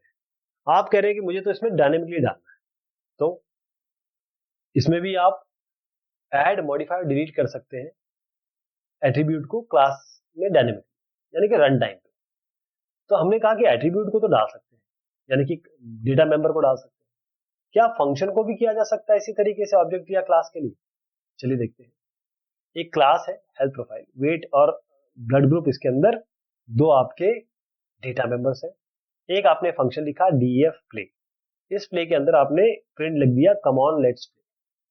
ओके, आपने कहा इस हेल्थ प्रोफाइल ये यहां पर, और इसको असाइन किया H। यानी कि एच को आपने एक ऑब्जेक्ट बना दिया, इस क्लास का एक ऑब्जेक्ट या इस क्लास का एक इंस्टेंस एच बन गया। अब आपने कहा एच डॉट प्ले में ये प्ले डाला, ये प्ले कहां से आ गया, ये तो था ही नहीं, फिर भी आपने एच डॉट प्ले किया। तो इस एग्जांपल में प्ले एक फंक्शन है जो सेल्फ को रिसीव नहीं करता। इसका मतलब एच कहीं भी कोई तरीका नहीं है ये एच को जानने का कि प्ले एक मेथड है। कैसे जानेगा ये? अगर आपको सेल्फ चाहिए तो आपको क्रिएट करना पड़ेगा एक मेथड को और फिर उसको बाइंड करना पड़ेगा ऑब्जेक्ट को। तो इसके लिए आपको इंपोर्ट करना पड़ेगा मेथड टाइप मॉड्यूल से। इस चीज को मैं आपको जो मैंने बताया उसको समझिए। ये प्ले आपने किया, प्ले को कैसे पता चलेगा इस प्ले को कि ये प्ले क्या है और ये कैसे हो रहा है? उसके लिए आप क्या करेंगे, आप फ्रॉम ये इंपोर्ट कर रहे हैं, from types import method type. अब आपने क्या किया कि क्लास हेल्थ प्रोफाइल बनाई, वेट और ब्लड ग्रुप तो इसमें वैसे ही दिया हुआ है। आपने यहां किया DF init self comma name, self वाले नेम में ये नेम चला जाएगा, जो भी ऑब्जेक्ट बनाएंगे उसमें ये नाम चला जाएगा। फिर आपने कहा डीएफ प्ले, यहां पर आपने कहा कि हम कुछ कंटेंट देते हैं और सेल्फ डॉट नेम, जो भी नाम आएगा, come on let's play Tarun, come on let's play Meeta, ये ऐसे आ जाएगा। जैसे ही आप हेल्थ प्रोफाइल एक क्लास बनाएंगे, मतलब इस क्लास का एक ऑब्जेक्ट बनाएंगे, उसके अंदर शालिनी पास करेंगे, तो ये शालिनी जो है वो एच के अंदर जाएगा। और जब आप मेथड टाइप लिखेंगे प्ले कॉमा एच, एच में क्या है, ये सेल्फ है ना, सेल्फ डॉट नेम, तो ये एच में क्या आया, शालिनी। जैसे ही आप यहां पर पास करेंगे एच डॉट प्ले, और अब इसको फंक्शन की तरह कॉल करेंगे क्योंकि आपने मेथड टाइप बनाया, मेथड मतलब फंक्शन, आपने इसको प्ले को एज अ मेथड टाइप बना दिया है, इसको इसीलिए कॉल किया गया। तो एच डॉट प्ले करते ही आपको कम ऑन लेट्स प्ले शालिनी दिखा देगा। ओके, फिर से समझिएगा इसको। इस कोड में क्या हो रहा है, एक बिल्ट इन फंक्शन हमने, built in function method type, ये वाला इस टाइप्स मॉड्यूल से लिया। इसके दो आर्ग्यूमेंट होते हैं, एक तो ये नेम जो नाम फंक्शन का है जिसको बाउंड करना है डायनेमिकली, ध्यान रखिए डायनेमिकली बाउंड कर रहे हैं, और इंस्टेंस जिसके साथ इसको बाउंड करना है, ये तो बताना पड़ेगा कि इस क्लास के साथ बाउंड करना है। तो जो प्ले मेथड है वो केवल इस एच के साथ बाउंड हुआ है। इसका मतलब इस क्लास का कोई और मेथड प्ले, उसके पास ये प्ले मेथड नहीं होगा। अगर आप चाहते हैं कि बाकी इंस्टेंसेस के पास भी ये प्ले मेथड आ जाए तो हम क्या करेंगे, हम इस मेथड को क्लास, पूरी क्लास में जोड़ देंगे। जैसे हमने यहां पर एक क्लास बनाई health profile, weight blood group दे दिया, इनिट कर दिया self dot comma name, name self के नेम में, इसके नाम में चला जाएगा। हमने यहाँ पर डीएफ प्ले किया सेल्फ, और हमने कहा कम on let's play self dot name. अब जब हम हेल्थ प्रोफाइल डॉट प्ले में ये प्ले डालेंगे, तो अब जब भी हम कोई ऑब्जेक्ट बनाएंगे, जैसे ही हेल्थ प्रोफाइल शालिनी डालेंगे, ये बोलेगा कम ऑन लेट्स प्ले शालिनी। जब H2 में करेंगे तब भी हेल्थ प्रोफाइल ऋतु करेंगे तो ये बोलेगा कि come on let's play Ritu. इस एग्जांपल में कोई भी method, there is that no method is created with types dot type method, हमने ये यूज ही नहीं किया। क्यों? क्योंकि जितने भी फंक्शन है इस क्लास की बॉडी में, वो पूरी तरीके से इस क्लास के ही बन जाएंगे और ये रिसीव करेंगे सेल्फ को। अगर आपने इसको स्टैटिक नहीं बनाया है उसके बारे में हम बात करेंगे, बस आप इसको समझिए कि अब ये सबके लिए लागू होंगे, इसके लिए हम स्टैटिक का बाद में डिस्कशन करेंगे। कैसे हम एट्रीब्यूट या मेथड को एक्सेस करेंगे ये भी जानना जरूरी है। तो यदि आप क्लास के एट्रीब्यूट को एक्सेस करना चाहते हैं तो हमारे पास बिल्ट इन मेथड्स फंक्शन है, जैसे गेट ए, इसका नाम ही है GTATTR। यहां पर ऑब्जेक्ट पास करेंगे जिसका आपको, जो भी ऑब्जेक्ट होगा आपका नाम है या डिफॉल्ट आर्गुमेंट है। ये जो फंक्शन है ये हम इसलिए उपयोग करते हैं ताकि हम एट्रीब्यूट ऑब्जेक्ट के निकाल सकें। ये तब हम कॉल करते हैं या कॉल करना चाहते हैं जब भी एट्रीब्यूट लुकअप को, जो एट्रीब्यूट ढूंढ रहा है उसको, जो रेफरेंस एट्रीब्यूट हम मांग रहे हैं वो उसको मिला ही नहीं क्लास में। इसका बिल्ट इन फंक्शन है वो ऑब्जेक्ट डॉट यहाँ पर get attribute self comma name, ये अपने आप ऑटोमेटिकली कॉल हो जाता है यदि रेफरेंस एट्रीब्यूट मिलता नहीं। जैसे आपने कहा get attr h1 comma weight, right, लेकिन जो बिल्ट इन मेथड है इसका ये वाला get attr वो क्या बन जाएगा, h1 डॉट, यहां पर आप डबल अंडरस्कोर लगा रहे हैं, सेल्फ कॉमा वेट, तो ये h1 की जगह ये सेल्फ लेगा, तो उस ऑब्जेक्ट के लिए ये एट्रीब्यूट ढूंढेगा वेट नाम का। तो ये जो स्टेटमेंट है ये क्या आपको रिटर्न करेगा, ये क्या देगा, ये वेट एट्रीब्यूट की वैल्यू देगा आपको। अगर कोई एरर नहीं आता है, अदरवाइज अगर ये चीज नहीं मिली, पहले तो ये चीज यहां क्लास में ढूंढा जाएगा, नहीं मिला तो आपको एट्रीब्यूट एरर आ जाएगा, एक्सेप्शन आ जाएगा। अगर नॉर्मल मैकेनिज्म में नहीं मिल रहा है तो आपको ये तब यहां पर जाएगा, लेकिन अगर नॉर्मल मेथड से मिल ही गया तो ये गेट एट्रीब्यूट फिर कॉल नहीं होगा, ध्यान रखिएगा, क्योंकि जब आपको मिल गया तो फिर गेट एट्रीब्यूट में जाने की जरूरत क्या है। एक has attribute object comma name, ये क्या करता है कि वो जो एट्रीब्यूट है या जैसे फंक्शन है और मेथड है आपने क्लास में दे रखा है वो उसमें है कि नहीं। जैसे आपने कहा पूछा कि has attribute h1 comma weight, ये ट्रू रिटर्न करेगा यदि वेट उस क्लास के अंदर एग्जिस्ट करता होगा, और फॉल्स करेगा अगर नहीं एग्जिस्ट करता होगा। सेट एट्रीब्यूट, सेट एट्रीब्यूट से क्या कर सकते हैं, आप एक एट्रीब्यूट को सेट कर सकते हैं, या आप देखिए ओबीजे मतलब ऑब्जेक्ट डॉट सेट एट्रीब्यूट, इसके अंदर है self comma name comma value, ये एक बिल्ट इन मेथड है, इसको हम कॉल करेंगे।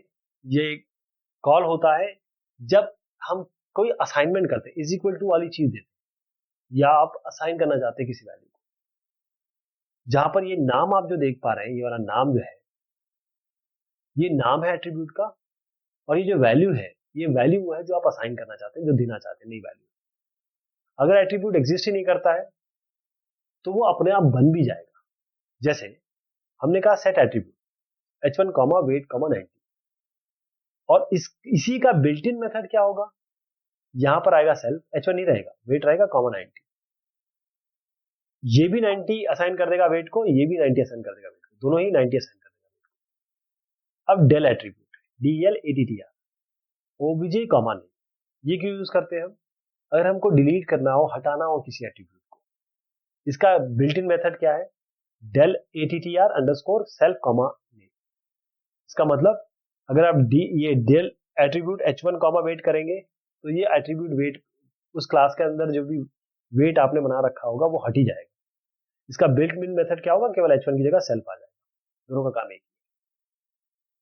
एक्सेसिंग मेथड्स, एक्सेसिंग मेथड क्या होता है, जब किसी भी ऑब्जेक्ट का या इंस्टेंस का एट्रीब्यूट उस डेटा एट्रीब्यूट के अलावा एक्सेस होता है, जब इंस्टेंस एट्रीब्यूट डेटा एट्रीब्यूट के अलावा रेफरेंस किया जा रहा है तो पहले तो क्लास सर्च होती है। अगर वो वैलिड एट्रीब्यूट क्लास एट्रीब्यूट है या फंक्शन ऑब्जेक्ट है तो वहां पर मेथड क्रिएट होगा उस क्लास उस ऑब्जेक्ट के लिए और उस फंक्शन ऑब्जेक्ट के लिए। जब इस मेथड ऑब्जेक्ट को आप कॉल करेंगे आर्गुमेंट देके तो एक नया आर्गुमेंट लिस्ट कंस्ट्रक्ट होगा इंस्टेंस ऑब्जेक्ट से, और साथ में आर्गुमेंट लिस्ट मिलेगा। तो जो फंक्शन ऑब्जेक्ट है वो उसके बाद कॉल होगा इस नए आर्गुमेंट को लेके। ये जो मेथड है इस क्लास का वो उसी तरीके से कॉल हो सकता है जैसे डेटा एट्रीब्यूट होता है। अब थोड़ा सा कंफ्यूजिंग हो गया, चलिए इसको एग्जांपल से देखते हैं। आप ध्यान रखिए object name dot method name, इसी तरीके से हम इसको कॉल करते हैं चाहे कैसे भी। मेथड को कॉल करने का तरीका ये होता है कि ऑब्जेक्ट बनाइए, ऑब्जेक्ट के बाद डॉट लिखिए, मेथड का नाम दे दीजिए, फंक्शन का नाम दे दीजिए, बस इतना ही। ये जो चीज समझी एक एग्जांपल समझते हैं पहले, ये आपको क्लियर हो जाएगा। जैसे आपने क्लास बोला हेल्थ अंडरस्कोर प्रोफाइल, वेट है इसमें 0, ब्लड ग्रुप आपने बी कर दिया, एक यूनिट बना दिया यहाँ पे self comma weight comma blood group. Weight में आपने वेट डाल दिया जो भी यहाँ पर आप इनिशियलाइज करेंगे, और ब्लड ग्रुप जो भी इनिशियलाइज करेंगे जब ऑब्जेक्ट बनाएंगे तो ब्लड ग्रुप में ये चला जाएगा। आपने एक फंक्शन लिखा df डिस्प्ले सेल्फ, और आपने कहा क्या कहा कि जो भी ऑब्जेक्ट बन रहा होगा उसका वेट और वेट मतलब वेट हमको दिखा दिया जाए, और ब्लड ग्रुप भी दिखा दिया जाए। तो अगर हम एक ऑब्जेक्ट बनाते हैं h2 और यहां देते हैं क्लास का नाम और यहां बोलते हैं 61, A+। तो ये ऑब्जेक्ट बन जाएगा h2, इसमें वेट में क्या चला जाएगा 61, ब्लड ग्रुप में चला जाएगा A+। अगर हम h1 डॉट डिस्प्ले करते हैं तो ये 61 दिखाई देगा, A+ दिखाई देगा। ठीक है, ये क्लियर है। तो यही चीज मैं बताना चाह रहा था कि आपको केवल एक हेल्थ प्रोफाइल में अगर आप इंस्टेंशिएट कर रहे हैं तो भी करेंगे, और उसके बाद h1 डॉट डिस्प्ले फंक्शन का नाम आपने किया, हमने क्या किया, यहाँ पर हमने एक फंक्शन बनाया ना, ये फंक्शन। तो डिस्प्ले फंक्शन कैसे कॉल होगा, हेल्थ प्रोफाइल का एक ऑब्जेक्ट बना जिसको हमने h1 कहा, इसका हमने ऑब्जेक्ट बनाया और h1 डॉट डिस्प्ले कर दिया। उससे इसने ये दोनों चीजें, यहाँ तो हमने जब इनिशियलाइज किया तो ऑलरेडी वैल्यू दे दी, यहाँ पर देखिए 61 और A+ आया, तो आ जाएगा आपका। तो फंक्शन ऑब्जेक्ट ध्यान रखिएगा हमेशा, अगर आप टेक्स्ट की बात करें तो वो हमेशा क्लास के अंदर होने चाहिए। A function object need always be textually enclosed in the class। और हम फंक्शन ऑब्जेक्ट को असाइन कर सकते हैं एक लोकल वेरिएबल को। जैसे आपने क्या कहा कि हम एक फंक्शन बना रहे हैं टेस्ट, और इसमें हमने ए और बी पास किया, A+B ये रिटर्न कर देगा। अब जरा इस क्लास में आइए, इस क्लास के अंदर हमने इस फंक्शन को कॉल किया और कॉल करके 10,20 यानी 10+20 हो जाएगा, रिटर्न कर देगा f में कितना आ जाएगा 10+20 is 30। फिर हमने यहाँ पर एक और फंक्शन बना दिया जी सेल्फ, और आपने इसके अंदर क्या लिख दिया कि देखिए साहब जो भी f में आया रिटर्न कर दीजिए। इस फंक्शन को यूज करके एक जो बाहर डिफाइन किया हुआ है आपने फंक्शन, वो हमने कॉल करने की कोशिश की और फिर आपने g को h को असाइन कर दिया। इस एग्जांपल में ये f, ये g, ये h, ये सारे इसी के एट्रीब्यूट बन गए, जबकि ये इसके बाहर है। ध्यान रखिए इसके बाहर है, लेकिन फिर भी आपने इसको यहाँ कॉल किया, f को असाइन किया, फिर रिटर्न भी f कराया, g के अंदर ये असाइन कर दिया, और g को किसी h को भी कर सकते। मतलब ये फंक्शन ऑब्जेक्ट को रिफर कर रहे हैं, और इसीलिए सारे के सारे मेथड इस क्लास के इंस्टेंस के हैं। मेथड हम ग्लोबल नेम से भी रिफर कर सकते हैं, जैसे ऑर्डिनरी फंक्शन कर रहे हैं। ओके, तो ग्लोबल स्कोप जो किसी मेथड के साथ होता है वो उस मॉड्यूल की डेफिनेशन में होता है। जो ग्लोबल डेटा है किसी मेथड में बहुत कम हम यूज करते हैं, और जो फंक्शन और मॉड्यूल्स जो हम इंपोर्ट करते हैं ग्लोबल स्कोप में, उसको हम आराम से मेथड, फंक्शन या जो क्लासेस है उसके हिसाब से यूज कर सकते हैं। उसको यूज करके हम ग्लोबल आराम से यूज कर सकते हैं। ध्यान रखिएगा जो क्लास होती है जिसमें मेथड होता है वो अपने आप ही ग्लोबल स्कोप में होती है। मैं इसको समझाता हूँ आपको, मैंने क्या बोला अभी। जैसे ये क्लास है, इसके हमने क्लास बनाया माय फंक्शन, और हमने कहा x.f और ये आपने yf दे दिया। जब तक ये ट्रू होगा प्रिंट yf। इस एग्जांपल में आपने देखा कि ये हमको बहुत बिल्कुल भी जरूरी नहीं है एक मेथड को हम कॉल करें डॉट लगा के। x.f ये मेथड है ऑब्जेक्ट का, और इसको हम किसी भी yf में स्टोर कर सकते हैं। ये yf में स्टोर किया और उसको हम while इसके साथ हम प्रिंट भी कर सकते हैं। मेथड के जहां तक सवाल है, जो ऑब्जेक्ट हम पास कर रहे हैं पहला argument, the object is pass है फर्स्ट आर्गुमेंट, हमेशा ऑब्जेक्ट जो होता है वो पहला आर्गुमेंट की तरह पास होता है फंक्शन में। अगर आपने कोई भी आर्गुमेंट नहीं दिया, जैसे मैंने बताया था कि पहला अपने आप जुड़ जाता है, जैसे आर्गुमेंट 1 दिया केवल, तो अपने आप यहाँ पर आपका सेल्फ आ जाएगा और फिर आर्गुमेंट 1 आएगा। तो अगर कोई भी आर्गुमेंट नहीं दिया आपने और फंक्शन कॉल की है, जब वो डिफाइन किया फंक्शन डेफिनेशन में, तो कोई भी एरर नहीं आएगा। क्यों? आपने जब f बनाया तो आपने तो f में कुछ दिया ही नहीं, फिर भी आप इसको कैसे कॉल कर रहे हैं?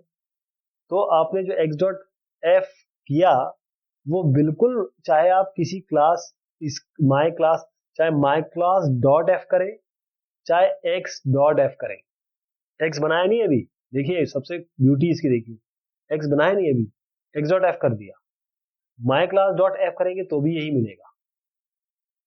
तो हम ये कह सकते हैं कि अगर हमको मेथड कॉल करना है जिसमें इसके आर्गुमेंट होंगे n, मान लीजिए n है, वो बिल्कुल सेम है कि उस फंक्शन को कॉल करें एक आर्गुमेंट लिस्ट से, जो तब क्रिएट होगी जब इंसर्ट करेंगे या रखेंगे मेथड ऑब्जेक्ट को पहले फर्स्ट आर्गुमेंट के पहले। अब हम बात कर रहे हैं built in class attribute. Built in class attributes क्या होते हैं? देखिए, बिल्ट इन क्लास, जब भी पाइथन की हम बात करें तो पाइथन क्लास, जितनी भी पाइथन क्लास है उनके पास कुछ बिल्ट इन यानी कि अपने आप बने हुए एट्रीब्यूट्स होते हैं जो उसमें इनबिल्ट होते हैं, और उसको हम डॉट ऑपरेटर से एक्सेस कर सकते हैं। किसी भी एट्रीब्यूट, जैसे बाकी एट्रीब्यूट हम डॉट से करते हैं ना, क्लास का, तो क्लास का नाम डॉट एट्रीब्यूट, एट्रीब्यूट क्या हो सकते हैं, मेथड हो सकता है, या आपके जो आपने डेटा आइटम्स दिए हैं वो हो सकते हैं।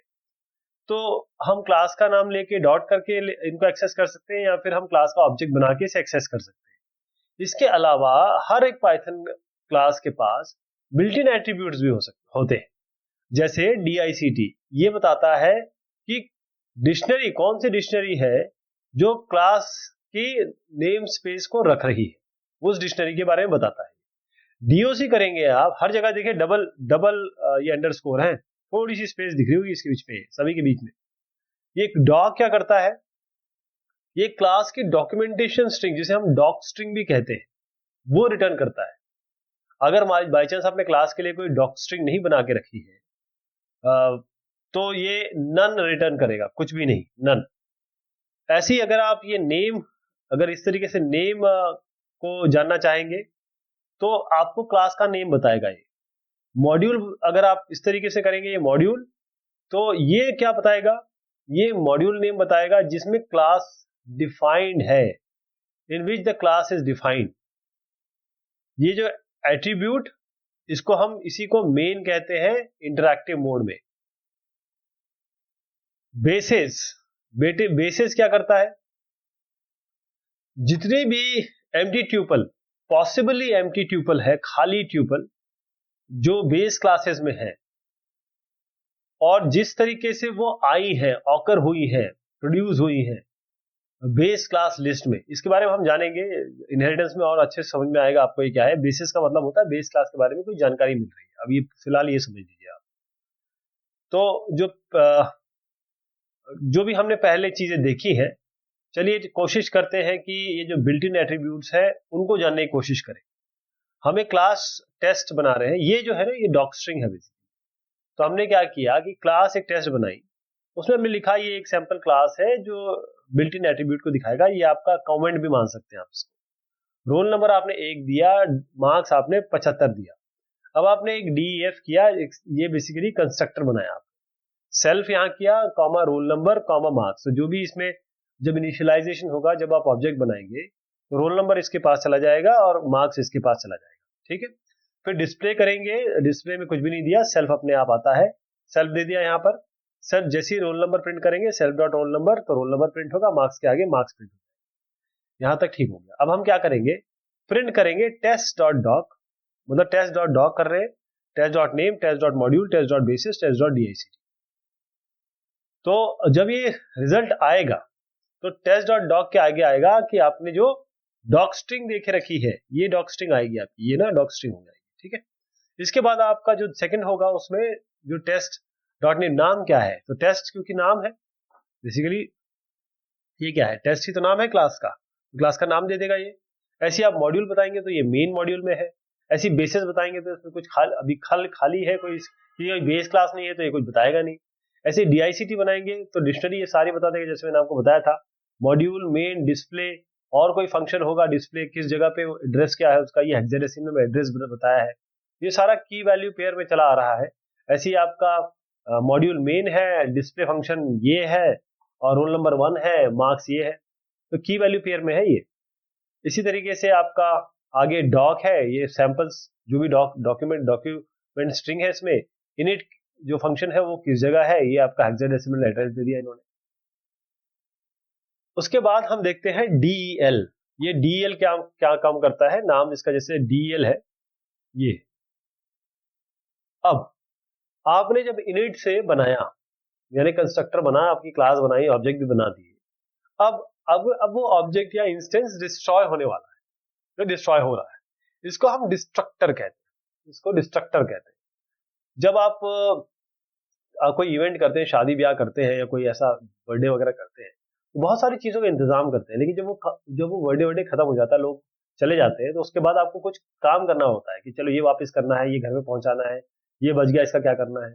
वो सारा काम डिस्ट्रक्टर का काम होता है। तो ये मेथड क्या कॉल करेगा, जो भी ऑब्जेक्ट होगा डॉट डीएल, ये आपका डिस्ट्रक्टर है और साथ में सेल। तो जब भी आप ये डीएल को इन्वोक करेंगे या जब ये इन्वोक होगा, जब भी मॉड्यूल डिलीट हो रहा है, जैसे आप जब का प्रोग्राम का एग्जीक्यूशन हो गया, उसके बाद ये चीजें खत्म होगी, तो एक और ग्लोबल वेरिएबल जिसको जो रेफरेंस होता है डेल मेथड से, तो वो ऑलरेडी डिलीट हो गया है और या फिर प्रोसेस में होगा डिलीट होने के। तो जरा इस क्लास जो हमने टेस्ट देखी, इसके थ्रू समझते हैं कि कैसे जो इंस्टेंस है T1 किस तरीके से जाएगा। आप मान लीजिए DL T1 करते हैं, तो ये कमांड क्या करता है, ये सीधा T1 डॉट डेल इसको नहीं कॉल करेगा। आप ये समझ रहे हैं कि डायरेक्ट T1 डॉट ये हो जाएगा। पहले जो रेफरेंस काउंट है उसको डिक्रीमेंट किया जाएगा इस T1 के लिए। पहले काउंट डिक्रीमेंट होगा 1 से, फिर ये DL कॉल होगा जब T1 का रेफरेंस काउंट 0 पे हो जाएगा। यानी कि आपने कहा ना, ये मेरा ये सामान वापस हो गया, ये जो सामान कहीं से लेके आए थे, किसी टेंट हाउस से लेके आए थे, ये किसी से मांगा था, ये सारा जब कंप्लीट हो गया, T1 के सारे जो रेफरेंस काउंट है, T1 जिस को रेफर कर रहा होगा, वो सारे जब 0 हो जाएंगे, तब जो यानी कि जितने भी T1 रेफरेंस करा वो सब डिलीट हो जाएंगे, तब ये हाउसकीपिंग का काम होगा। str, ये क्या चीज है, ये भी एक बड़ा स्पेशल फंक्शन है जो आपको क्या देने वाला है, जो ऑब्जेक्ट्स के स्ट्रिंग रिप्रेजेंटेशन है वो आपको देगा। बेसिकली फंक्शन क्या कॉल करता है, ये ऑब्जेक्ट, जो भी ऑब्जेक्ट बनाएंगे आप क्लास का, डॉट ये str सेल्फ।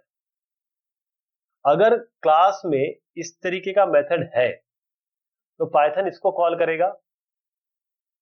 जब भी आप str कॉल करेंगे या आपको प्रिंट स्टेटमेंट अगर कॉल करते हैं, तो ये str बिल्ट इन फंक्शन है।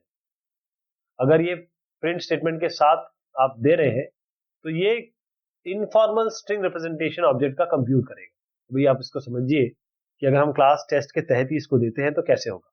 जैसे हमने कहा कि एक क्लास हम दे रहे हैं टेस्ट, यहां आप कुछ भी लिखे, मतलब वेरिएबल वगैरह, डेटा आइटम वगैरह लिख लें।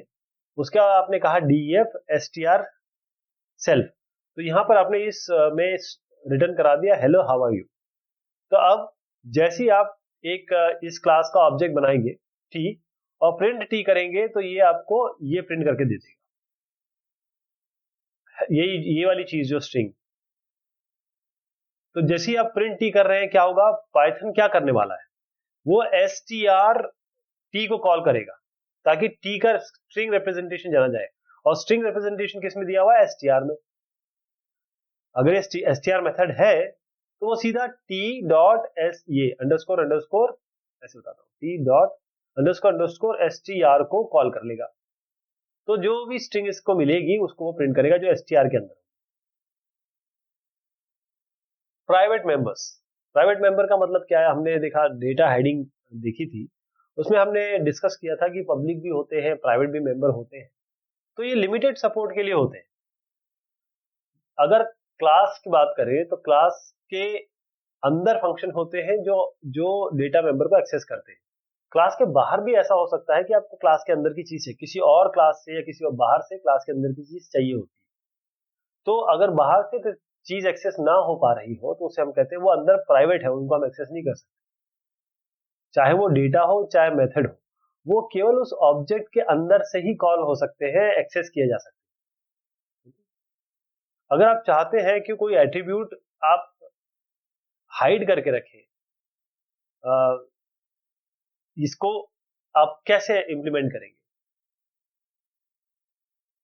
अगर आप हाइड करना चाहते हैं किसी मेंबर को, तो कोई ऐसी चीज अपने पास अवेलेबल है नहीं, तो उसके लिए पाइथन क्या देता है आपको, उसका नाम होता है नेम मैंगलिंग। नेम मैंगलिंग का मतलब क्या है, उस नाम के आगे दो हम अंडरस्कोर देते हैं, अंडरस्कोर, दो अंडरस्कोर, और उसके बाद एक से ज्यादा, no more than one trailing score, एक, नो मोर देन वन, यानी एक से ज्यादा आप अंडरस्कोर नहीं देंगे, ट्रेलिंग अंडरस्कोर। तो जो भी ऐसी चीज दिखाई देगी उसको समझा जाएगा कि ये प्राइवेट है। जैसे आपने ये अंडरस्कोर अंडरस्कोर पीवीटी दिया, अंडरस्कोर अंडरस्कोर पीवीटी एक बार अंडरस्कोर बाद में आया, तो ये इसको हम कहेंगे कि ये नेम जो, ये जो नाम है ये मैंगल्ड है, ये अपने आप प्राइवेट मेंबर की तरह ट्रीट होगा। लेकिन अगर आपने अंडरस्कोर अंडरस्कोर के बाद यहाँ पर पीवीटी के बाद दो अंडरस्कोर लगा दिए, यहाँ केवल एक लगा, यहाँ दो लगा दिए, तो ये दोनों गलत हो जाएंगे।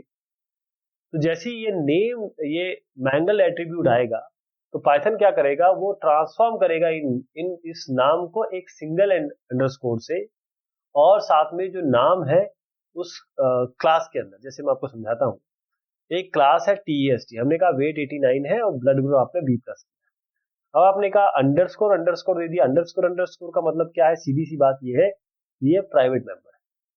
आपने कहा ये नन होगा, तो जैसे ही आप, अगर आप इसकी डायरेक्टरी देखना चाहते हैं तो आप देखेंगे कि जो ये बीपी, ये जो बीपी है, अगर आपने यहाँ प्रीफिक्स किया है दो अंडरस्कोर से, तो अगर इसकी डायरेक्टरी प्रिंट कराना चाहते हैं, कि क्योंकि हर चीज डायरेक्टरी स्ट्रक्चर में बनती है, तो आप देखेंगे डॉक इनिट और ये मॉड्यूल तो आपका आएगा ही आएगा, वेट आएगा, ये ब्लड ग्रुप आएगा, साथ में आप देख रहे हैं ये टेस्ट के साथ इस क्लास का, देखिए underscore test underscore underscore BP, ये आपको बताएगा कि हाँ ये भी है, जो कि आपका मेंबर कौन सा है, वेट और ब्लड ग्रुप तो ये आपके पब्लिक मेंबर हो गए, ये प्राइवेट मेंबर यहां दिखा रहा है।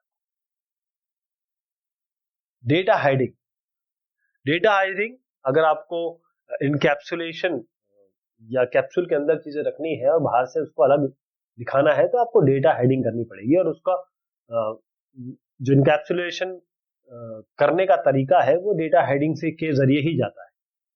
तो पाइथन इस तरीके से मतलब बहुत फोर्सफुली इन्फोर्स नहीं कर रही है डेटा हाइडिंग, इस ट्रू सेंसेस में नहीं है। जो पाइथन का जो अप्रोच है कि इनकैप्सुलेशन हो, इज बहुत बहुत सीधा है, प्राइवेट डेटा मेंबर मत यूज करो। कोई प्राइवेट तो इसमें चीज होती ही नहीं है, जैसे मैंने आपको बताया कि पाइथन में कुछ प्राइवेट होता नहीं है। लेकिन अगर आपने किसी चीज को डबल लीडिंग अंडरस्कोर से कर दिया, ऐसे ऐसे करके कोई यहाँ पर आपने कोई नाम लिख दिया, तो आपने ये कह दिया कि देखिए ये जो चीज है ना, ये केवल क्लास के अंदर ही यूज होगी।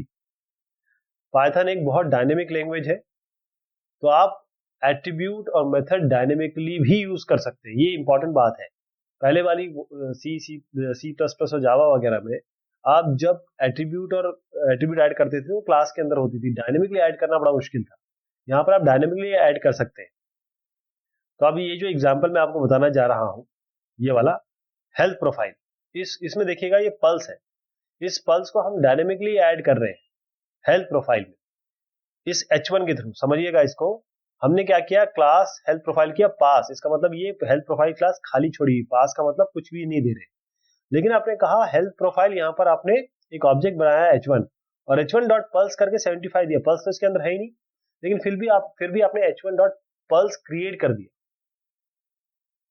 इसका मतलब यह है कि इनकैप्सुलेशन जब भी की बात करें पाइथन में, तो आप इम्प्लीमेंटेशन डिटेल के बारे में बिल्कुल चिंता ना करें।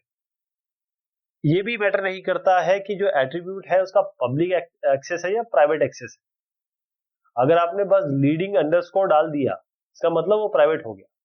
अगर आप डायरेक्टली इसको कहीं से कॉल करने बैठे तो वो कॉल नहीं होगा, क्योंकि वो अंदर नेम मैंगलिंग दो अंडरस्कोर के द्वारा आपने रखा है उसको।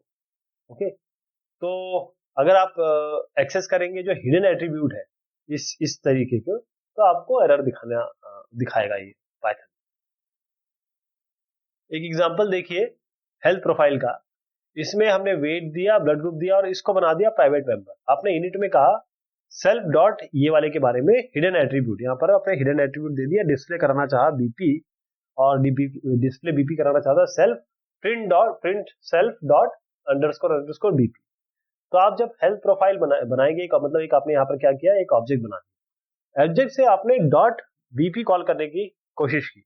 अब जरा इसको अगर इसको करेंगे, जरा ट्रेस बैक अगर करेंगे जो भी जितने कॉल किए गए, तो ये file input line 1 in module GT attribute error example instance has no attribute underscore underscore BP, right. अब देखिए, क्योंकि h डॉट डिस्प्ले बीपी ये एक हिडन एट्रीब्यूट है, h डॉट बीपी। आपने क्या किया कि एक ऑब्जेक्ट बनाया, उस ऑब्जेक्ट से आप ये अंडरस्कोर अंडरस्कोर बीपी एक्सेस करने की कोशिश कर रहे हैं, बाहर बाहर करने की कोशिश कर रहे हैं। तो यहां पर ये क्या बोल रहा है, हिडन एट्रीब्यूट। इसका मतलब क्या हुआ, अब आप इसका मतलब समझे कि ये हुआ क्या है। इसमें हमने कहा कि हमने एक ऑब्जेक्ट बनाया, ऑब्जेक्ट से हमने डायरेक्ट इसको कॉल करने की कोशिश कर ली, लेकिन आप बोलेंगे कि ये तो कॉल हो सकता है, प्राइवेट मेंबर तो अगर आपने यहाँ इसको एक्सेस करने की कोशिश की है तो क्यों नहीं हो रहा है एक्सेस। आप देखिए, इस मेंबर को आप कभी भी डायरेक्टली एक्सेस नहीं कर सकते, इसके थ्रू आपको फंक्शन में जाना पड़ेगा। फंक्शन इसे एक्सेस कर सकता है, फंक्शन केवल इस प्राइवेट मेंबर को एक्सेस करता है, इसलिए आपको एरर आ जाएगी। तो क्या तरीका हुआ, किस तरीके से बीपी को हम कॉल करें, उसका भी तरीका है। आपने इस क्लास में देखा कि जब भी आप अंडरस्कोर बीपी, क्योंकि ये प्राइवेट दिया है इसलिए एरर मैसेज आ गया। जब भी इसको हम क्लास के बाहर एक्सेस करने की कोशिश करेंगे, क्लास के अंदर तो ये प्रिंट डिस्प्ले वाला फंक्शन उसे एक्सेस कर ही रहा है। अगर आप इंपोर्ट भी करना चाहें फ्रॉम जो भी मॉड्यूल से सारे इंपोर्ट करना की कोशिश करेंगे, तो जो डबल लीडिंग अंडरस्कोर है वो तब भी इंपोर्ट नहीं होंगे। लेकिन तरीका क्या है प्राइवेट मेंबर को एक्सेस करने का, उसका तरीका यह है कि एक ऑब्जेक्ट बनाइए, आप हेल्थ प्रोफाइल ऑब्जेक्ट बनाइए। अब h2 डॉट हेल्थ प्रोफाइल इसका नाम लिखिए और अंडरस्कोर अंडरस्कोर बीपी कर दीजिए, अब इसको एक्सेस कर सकते हैं। तो आपको जरूर सोच रहे होंगे कि तो ये तो प्राइवेट था, इसको कैसे एक्सेस कर लिया। तो क्या ये प्राइवेट मेंबर्स एक्चुअली हिडन है? इसका मैं उत्तर देना चाहूंगा, नहीं साहब, ये एक्चुअली हिडन नहीं। तरीका थोड़ा, जैसे आप सीधी तरह काम करते हैं, थोड़ा सा वे आउट जाके काम कर रहे हैं, लेकिन आप एक्सेस कर सकते हैं जो ये तरीका बताया। स्टैटिक मेथड्स क्या होते हैं? स्टैटिक मेथड बहुत इंपॉर्टेंट होते हैं, जहां तक कि बाकी लैंग्वेजेस का सवाल है उसमें स्टैटिक बहुत इंपॉर्टेंट है, इंटरव्यू वगैरह में पूछा जाता है और उसका यूज भी बहुत होता है। स्टैटिक मेथड या फंक्शन किसी भी पाइथन क्लास में वो मेथड होते हैं जो यूजुअल कन्वेंशन नहीं लेंगे, मतलब जिस तरीके से हम कॉल करते हैं, तो जिस तरीके से हम कहते हैं ना, जो सेल्फ होता है वो पहला आर्गुमेंट होता है, ये किसी भी तरीके के function just like any other function, लेकिन ये कॉल कर सकते हैं आप बगैर ऑब्जेक्ट बनाए हुए। सबसे इंपॉर्टेंट बात समझ लीजिए कि ये स्टैटिक मेथड ऐसे होते हैं जिनके लिए आप ऑब्जेक्ट बना के कॉल करने की आवश्यकता नहीं है, इसीलिए इनको हम स्टैटिक कह रहे हैं। ये स्टैटिक है क्योंकि ये क्लास को बिलोंग करते हैं, ये किसी ऑब्जेक्ट के लिए ऑब्जेक्ट को बिलोंग नहीं करते। They don't use the object self at all, क्योंकि सेल्फ का मतलब क्या होता है कि अगर हमने 100 ऑब्जेक्ट बना दिए तो हमको 50वां ढूंढना है, 70वें पे काम कर रहे हैं, तो सेल्फ का मतलब है कि मैं सेल्फ 70वां दिखा देगा कि मैं 70वें पे काम कर रहा हूं।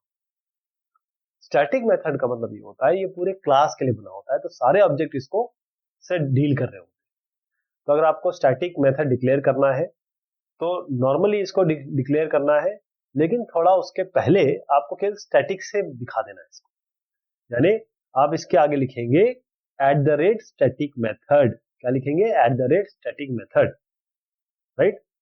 तो आप बोलेंगे कि स्टैटिक मेथड फिर बनाते क्यों है, होता क्या है, कौन से ऐसे होने चाहिए जो स्टैटिक मेथड होंगे? जो भी सेल्फ वेरिएबल को रेफरेंस ना कर रहे हो या करना चाहते हो, जिसकी जरूरत ही नहीं है, वो सारे के सारे आपके स्टैटिक मेथड होते हैं। मैं एग्जांपल बताता हूं आपको। हमने यहाँ क्लास लिखा टेस्ट, यहाँ पर हमने कहा @static method, और हमने कहा यहाँ पर df, ये फंक्शन हमने बनाया डिस्प्ले टेस्ट, तो यहाँ लिख दिया this is a static method. अब देखिए, हम इसका कोई भी ऑब्जेक्ट नहीं बनाएंगे, इस क्लास का नाम लिखेंगे और डॉट करके डिस्प्ले टेस्ट कॉल कर देंगे बगैर ऑब्जेक्ट बनाए। ये अपने आप आपको ये चीज दिखा देगा। अब इस एग्जांपल में आप देख पा रहे हैं कि जो डिस्प्ले टेस्ट है इसमें कोई भी सेल्फ पहला आर्गुमेंट नहीं है। किसी भी फंक्शन में आप, मैंने जैसे कहा था कि सेल्फ अपने आप जुड़ जाता है, ये पहला आर्गुमेंट होता ही होता है। इसमें इसका मतलब ये है कि डिस्प्ले टेस्ट में इसका कोई ऐसा मतलब कोई ऑब्जेक्ट नहीं बनाया आपने जो इसको कॉल करेगा। तो आप जैसे ही ये @static मेथड देखेंगे, हम जान जाएंगे कि ये ऑब्जेक्ट पे डिपेंडेंट नहीं है, ऑब्जेक्ट के स्टेट्स पे डिपेंडेंट नहीं। जब भी आपने डिक्लेयर कर दिया किसी मेथड को स्टैटिक, तो आर्गुमेंट जो भी आप पास कर रहे हैं तो वो बिल्कुल वही आर्गुमेंट रिसीव करता है जिसे आपने भेजे। जो भी स्टैटिक मेथड है वो आपको क्या रिटर्न करेगा, आप रिटर्न की बात कर सकते हैं। वो रिटर्न करेगा जो भी उसके अंदर आपने स्टेटमेंट दिए होंगे बगैर किसी चेंज की। तो ये फंक्शन सारे के सारे जो ऑब्जेक्ट है और जो क्लास इटसेल्फ है, क्लास भी और सारे ऑब्जेक्ट्स भी, ऑब्जेक्ट्स कितने हो सकते हैं, इनफाइनाइट, क्लास के कितने भी ऑब्जेक्ट्स बना सकते हैं, इंस्टेंस बना सकते हैं। तो क्लास और ऑब्जेक्ट दोनों ही एक्सेस कर पाएंगे इसे, क्योंकि ये बिल्कुल सबके लिए एक जैसा बना हुआ है। जैसे आपने कहा क्लास टेस्ट बनाया और यहाँ पर @static मेथड दिया, आपने कहा df स्क्वायर x, तो टेस्ट डॉट रिजल्ट में आपने x स्क्वायर कर दिया, राइट। तो x स्क्वायर क्या हो रहा है, x जो भी डालेंगे उसका स्क्वायर डालेगा। तो आपने क्या किया, इसमें ऑब्जेक्ट नहीं बनाया अभी, सीधा इस टेस्ट से ही कॉल कर लिया इस फंक्शन को स्क्वायर 5। अब जब टेस्ट डॉट रिजल्ट आप ढूंढने की कोशिश करेंगे तो आप देखेंगे 25 आएगा आपका। ऐसे ही जब आप टेस्ट इस तरीके से डॉट स्क्वायर कॉल करेंगे, इस जगह देखिए, अब ये कॉल करेंगे डॉट स्क्वायर 6, तब भी ये आपको 36 दिखाएगा। अब आप जरा इसका ऑब्जेक्ट बना लीजिए T1। अब तो ये डायरेक्ट टेस्ट से कॉल किया था, मतलब सीधा क्लास के नाम से कॉल किया था। अब हम जरा इसको ऑब्जेक्ट बना के कॉल करें, एक ऑब्जेक्ट बना लीजिए। अब इससे स्क्वायर फंक्शन को कॉल करिए T1 डॉट स्क्वायर 2, और फिर इसका T1 डॉट रिजल्ट देखिए क्या आता है, 4 आएगा। तो चाहे क्लास से कॉल करें उसे, चाहे हम इंस्टेंस से कॉल करें या ऑब्जेक्ट से कॉल करें, रिजल्ट सेम रहेगा, इसीलिए स्टैटिक मेथड। अब गार्बेज कलेक्शन की बात करना है, यानी कि जब आपका सब काम होता है तो साथ में कुछ स्क्रैप बचता है, उसको भी हटाना है।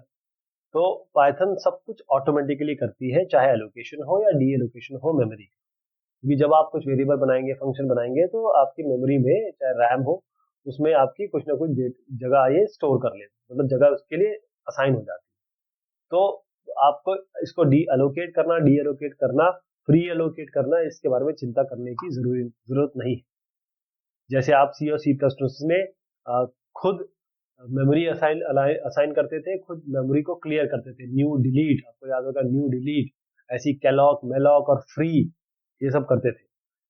तो पाइथन क्या करती क्या है इसमें, आप बोलेंगे ऑटोमेटिकली कैसे कर रही है।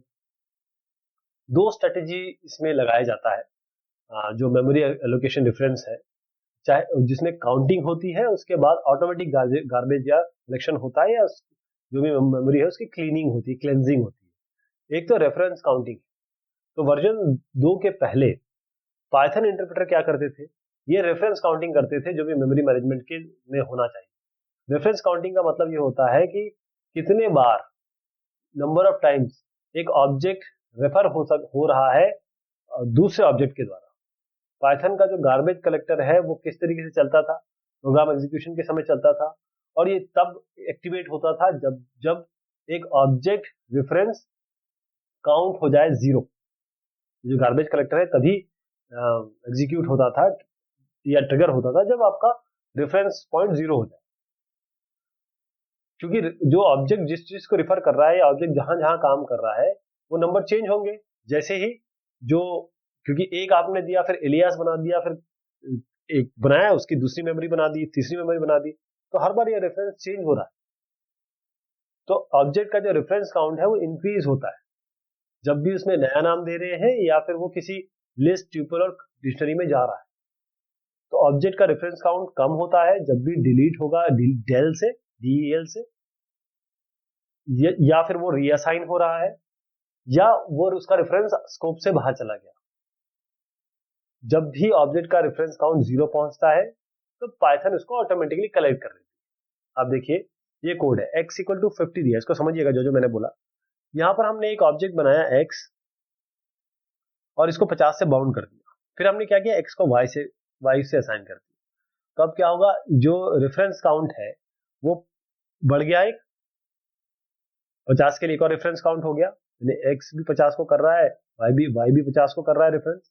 अब आपने क्या किया कि y को फिर से z0 का कर दिया, तो आप एक और रेफरेंस काउंट बढ़ गया। लेकिन आप del x किया आपने, तो जो रेफरेंस काउंट है 50 का वो खत्म हो गया।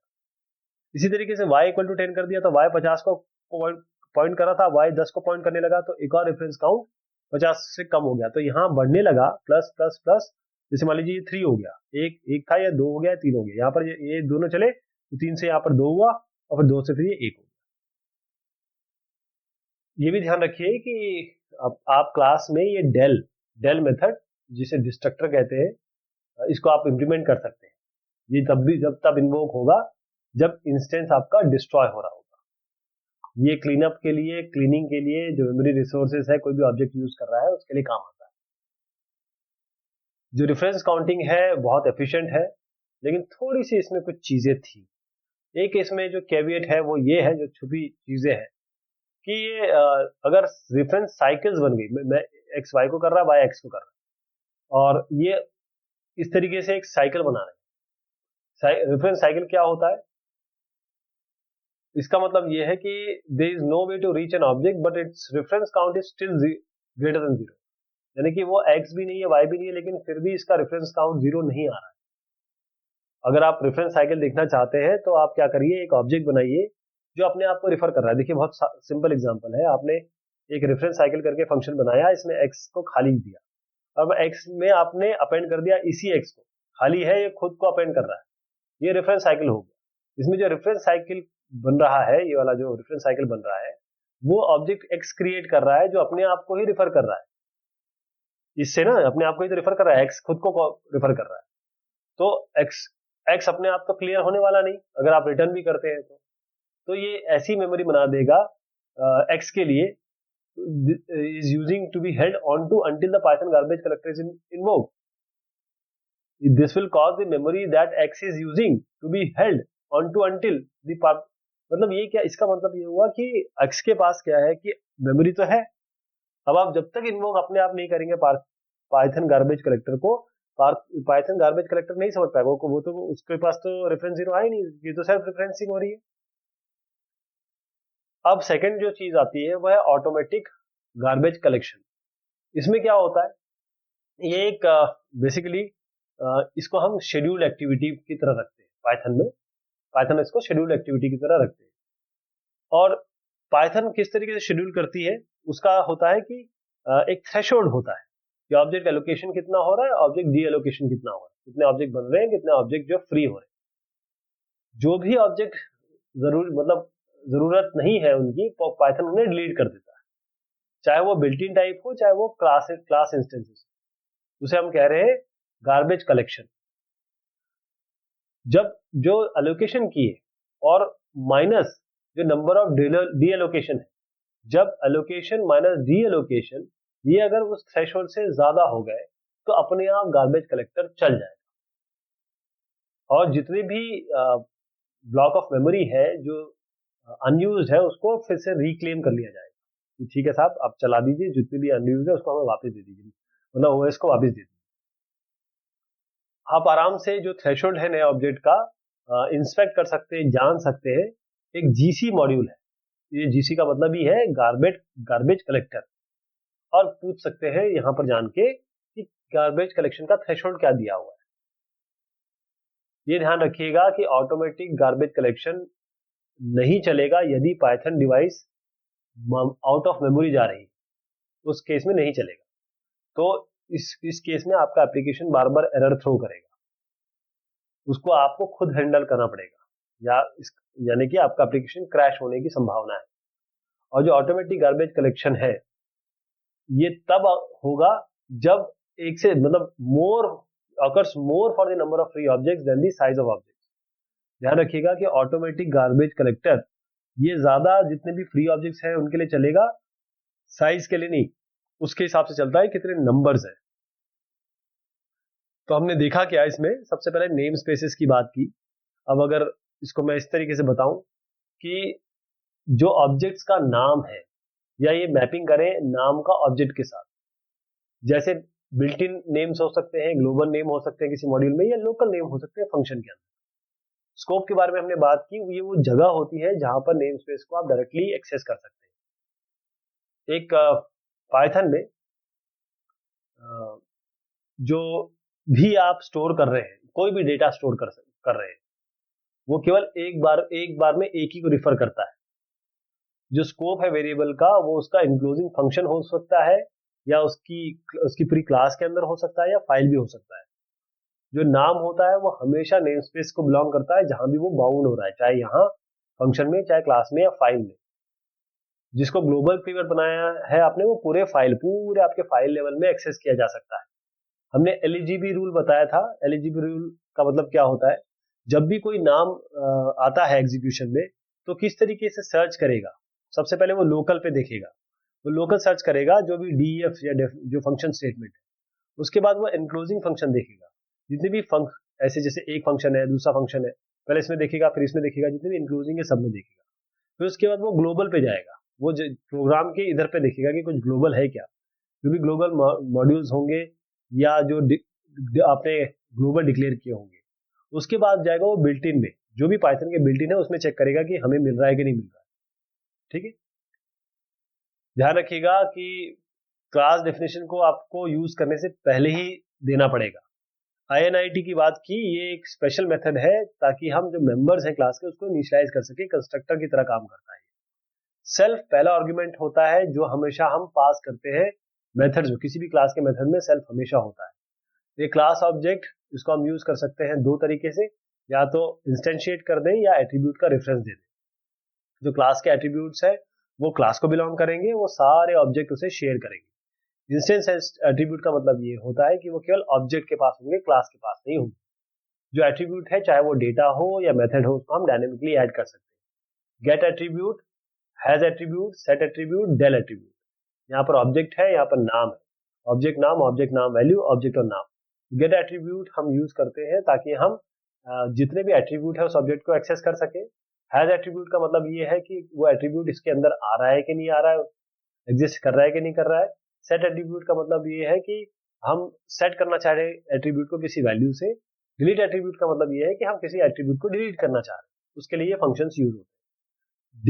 DICT डॉक नेम मॉड्यूल, ये DICT का मतलब ये है कि ये डिक्शनरी बताता है जिसके the dictionary containing class name space. ये डिक्शनरी के बारे में बताएगा साथ जो क्लास के नेम स्पेस में होगी। डॉक आपको डॉक्स्ट्रिंग बताएगा अगर आपने क्लास के अंदर कुछ लिखा हुआ है। नेम आपको क्लास का नाम बताएगा। मॉड्यूल बताएगा कि वो मॉड्यूल नेम जिसके अंदर क्लास को बनाया गया है। बेसिस आपको बताएगा कि वो एक ट्यूपल देता है जिसमें जो बेस क्लास है, इसको हम आगे देखेंगे कि जो बेस क्लास है उसके बारे में बताएगा, ये कौन कौन सी बेस क्लास है। DL या हम ये तब एग्जीक्यूट होगा या इन्वोक होगा जब मॉड्यूल को आप डिलीट करेंगे। STR क्या होता है, ये आपको जो ऑब्जेक्ट का स्ट्रिंग रिप्रेजेंटेशन दिखा देगा। प्राइवेट मेंबर्स केवल ऑब्जेक्ट के अंदर से एक्सेस हो सकते हैं। नेम मैंगलिंग का मतलब यह है कि आपने 2 अंडरस्कोर लगा दिया और नाम लिख दिया या कोई भी नाम लिख दिया, उसके बाद पहले एक अंडरस्कोर हो सकता है, वो नेम मैंगलिंग होगी, इसको एज अ प्राइवेट ट्रीट किया जाता है। स्टैटिक मेथड का मतलब ये होता है कि वो ऐसा मेथड जो क्लास लेवल पे बनता है, सारे ऑब्जेक्ट इसको शेयर करेंगे, क्लास भी इसे शेयर करेगा। सेल्फ इसमें पहला आर्गुमेंट नहीं होता है। पाइथन 2 स्ट्रेटेजी यूज करता है मेमोरी एलोकेशन की, एक रेफरेंस काउंटिंग और एक automatic garbage collection. Reference counting और ऑटोमेटिक गार्बेज कलेक्शन का मतलब ये है, रेफरेंस काउंटिंग का मतलब ये होता है कितने बार ऑब्जेक्ट रेफरेंस हुआ वो केवल काउंट किया जाएगा। जब ऑब्जेक्ट रेफरेंस 0 हो जाएगा, पाइथन अपने आप ऑटोमेटिकली गार्बेज कलेक्शन करेगी। और एक ऑटोमेटिक गार्बेज कलेक्शन जो पाइथन 2.0 के बाद आया, इसका मतलब ये होता है कि एक थ्रेशोल्ड देखा जाता है ऑब्जेक्ट एलोकेशन और डी एलोकेशन का। जब जो एलोकेशन है और उसका जो सब्ट्रैक्शन है, माइनस मतलब एलोकेशन डी एलोकेशन का जो डिफरेंस है, वो थ्रेशोल्ड नंबर से ऊपर चला जाएगा तो गार्बेज कलेक्टर चलेगा और जो अनयूज ब्लॉक है मेमोरी के वो क्लेम कर जाएंगे, रिक्लेम कर दिया जाएगा। तो ये हमने बात की क्लासेस की, कैसे क्लासेस बनते हैं, डील होते हैं, क्या क्या उसमें मेथड और एट्रीब्यूट होते हैं। तो ये बात थी पाइथन में क्लासेस की। बहुत शुक्रिया, बहुत मेहरबानी।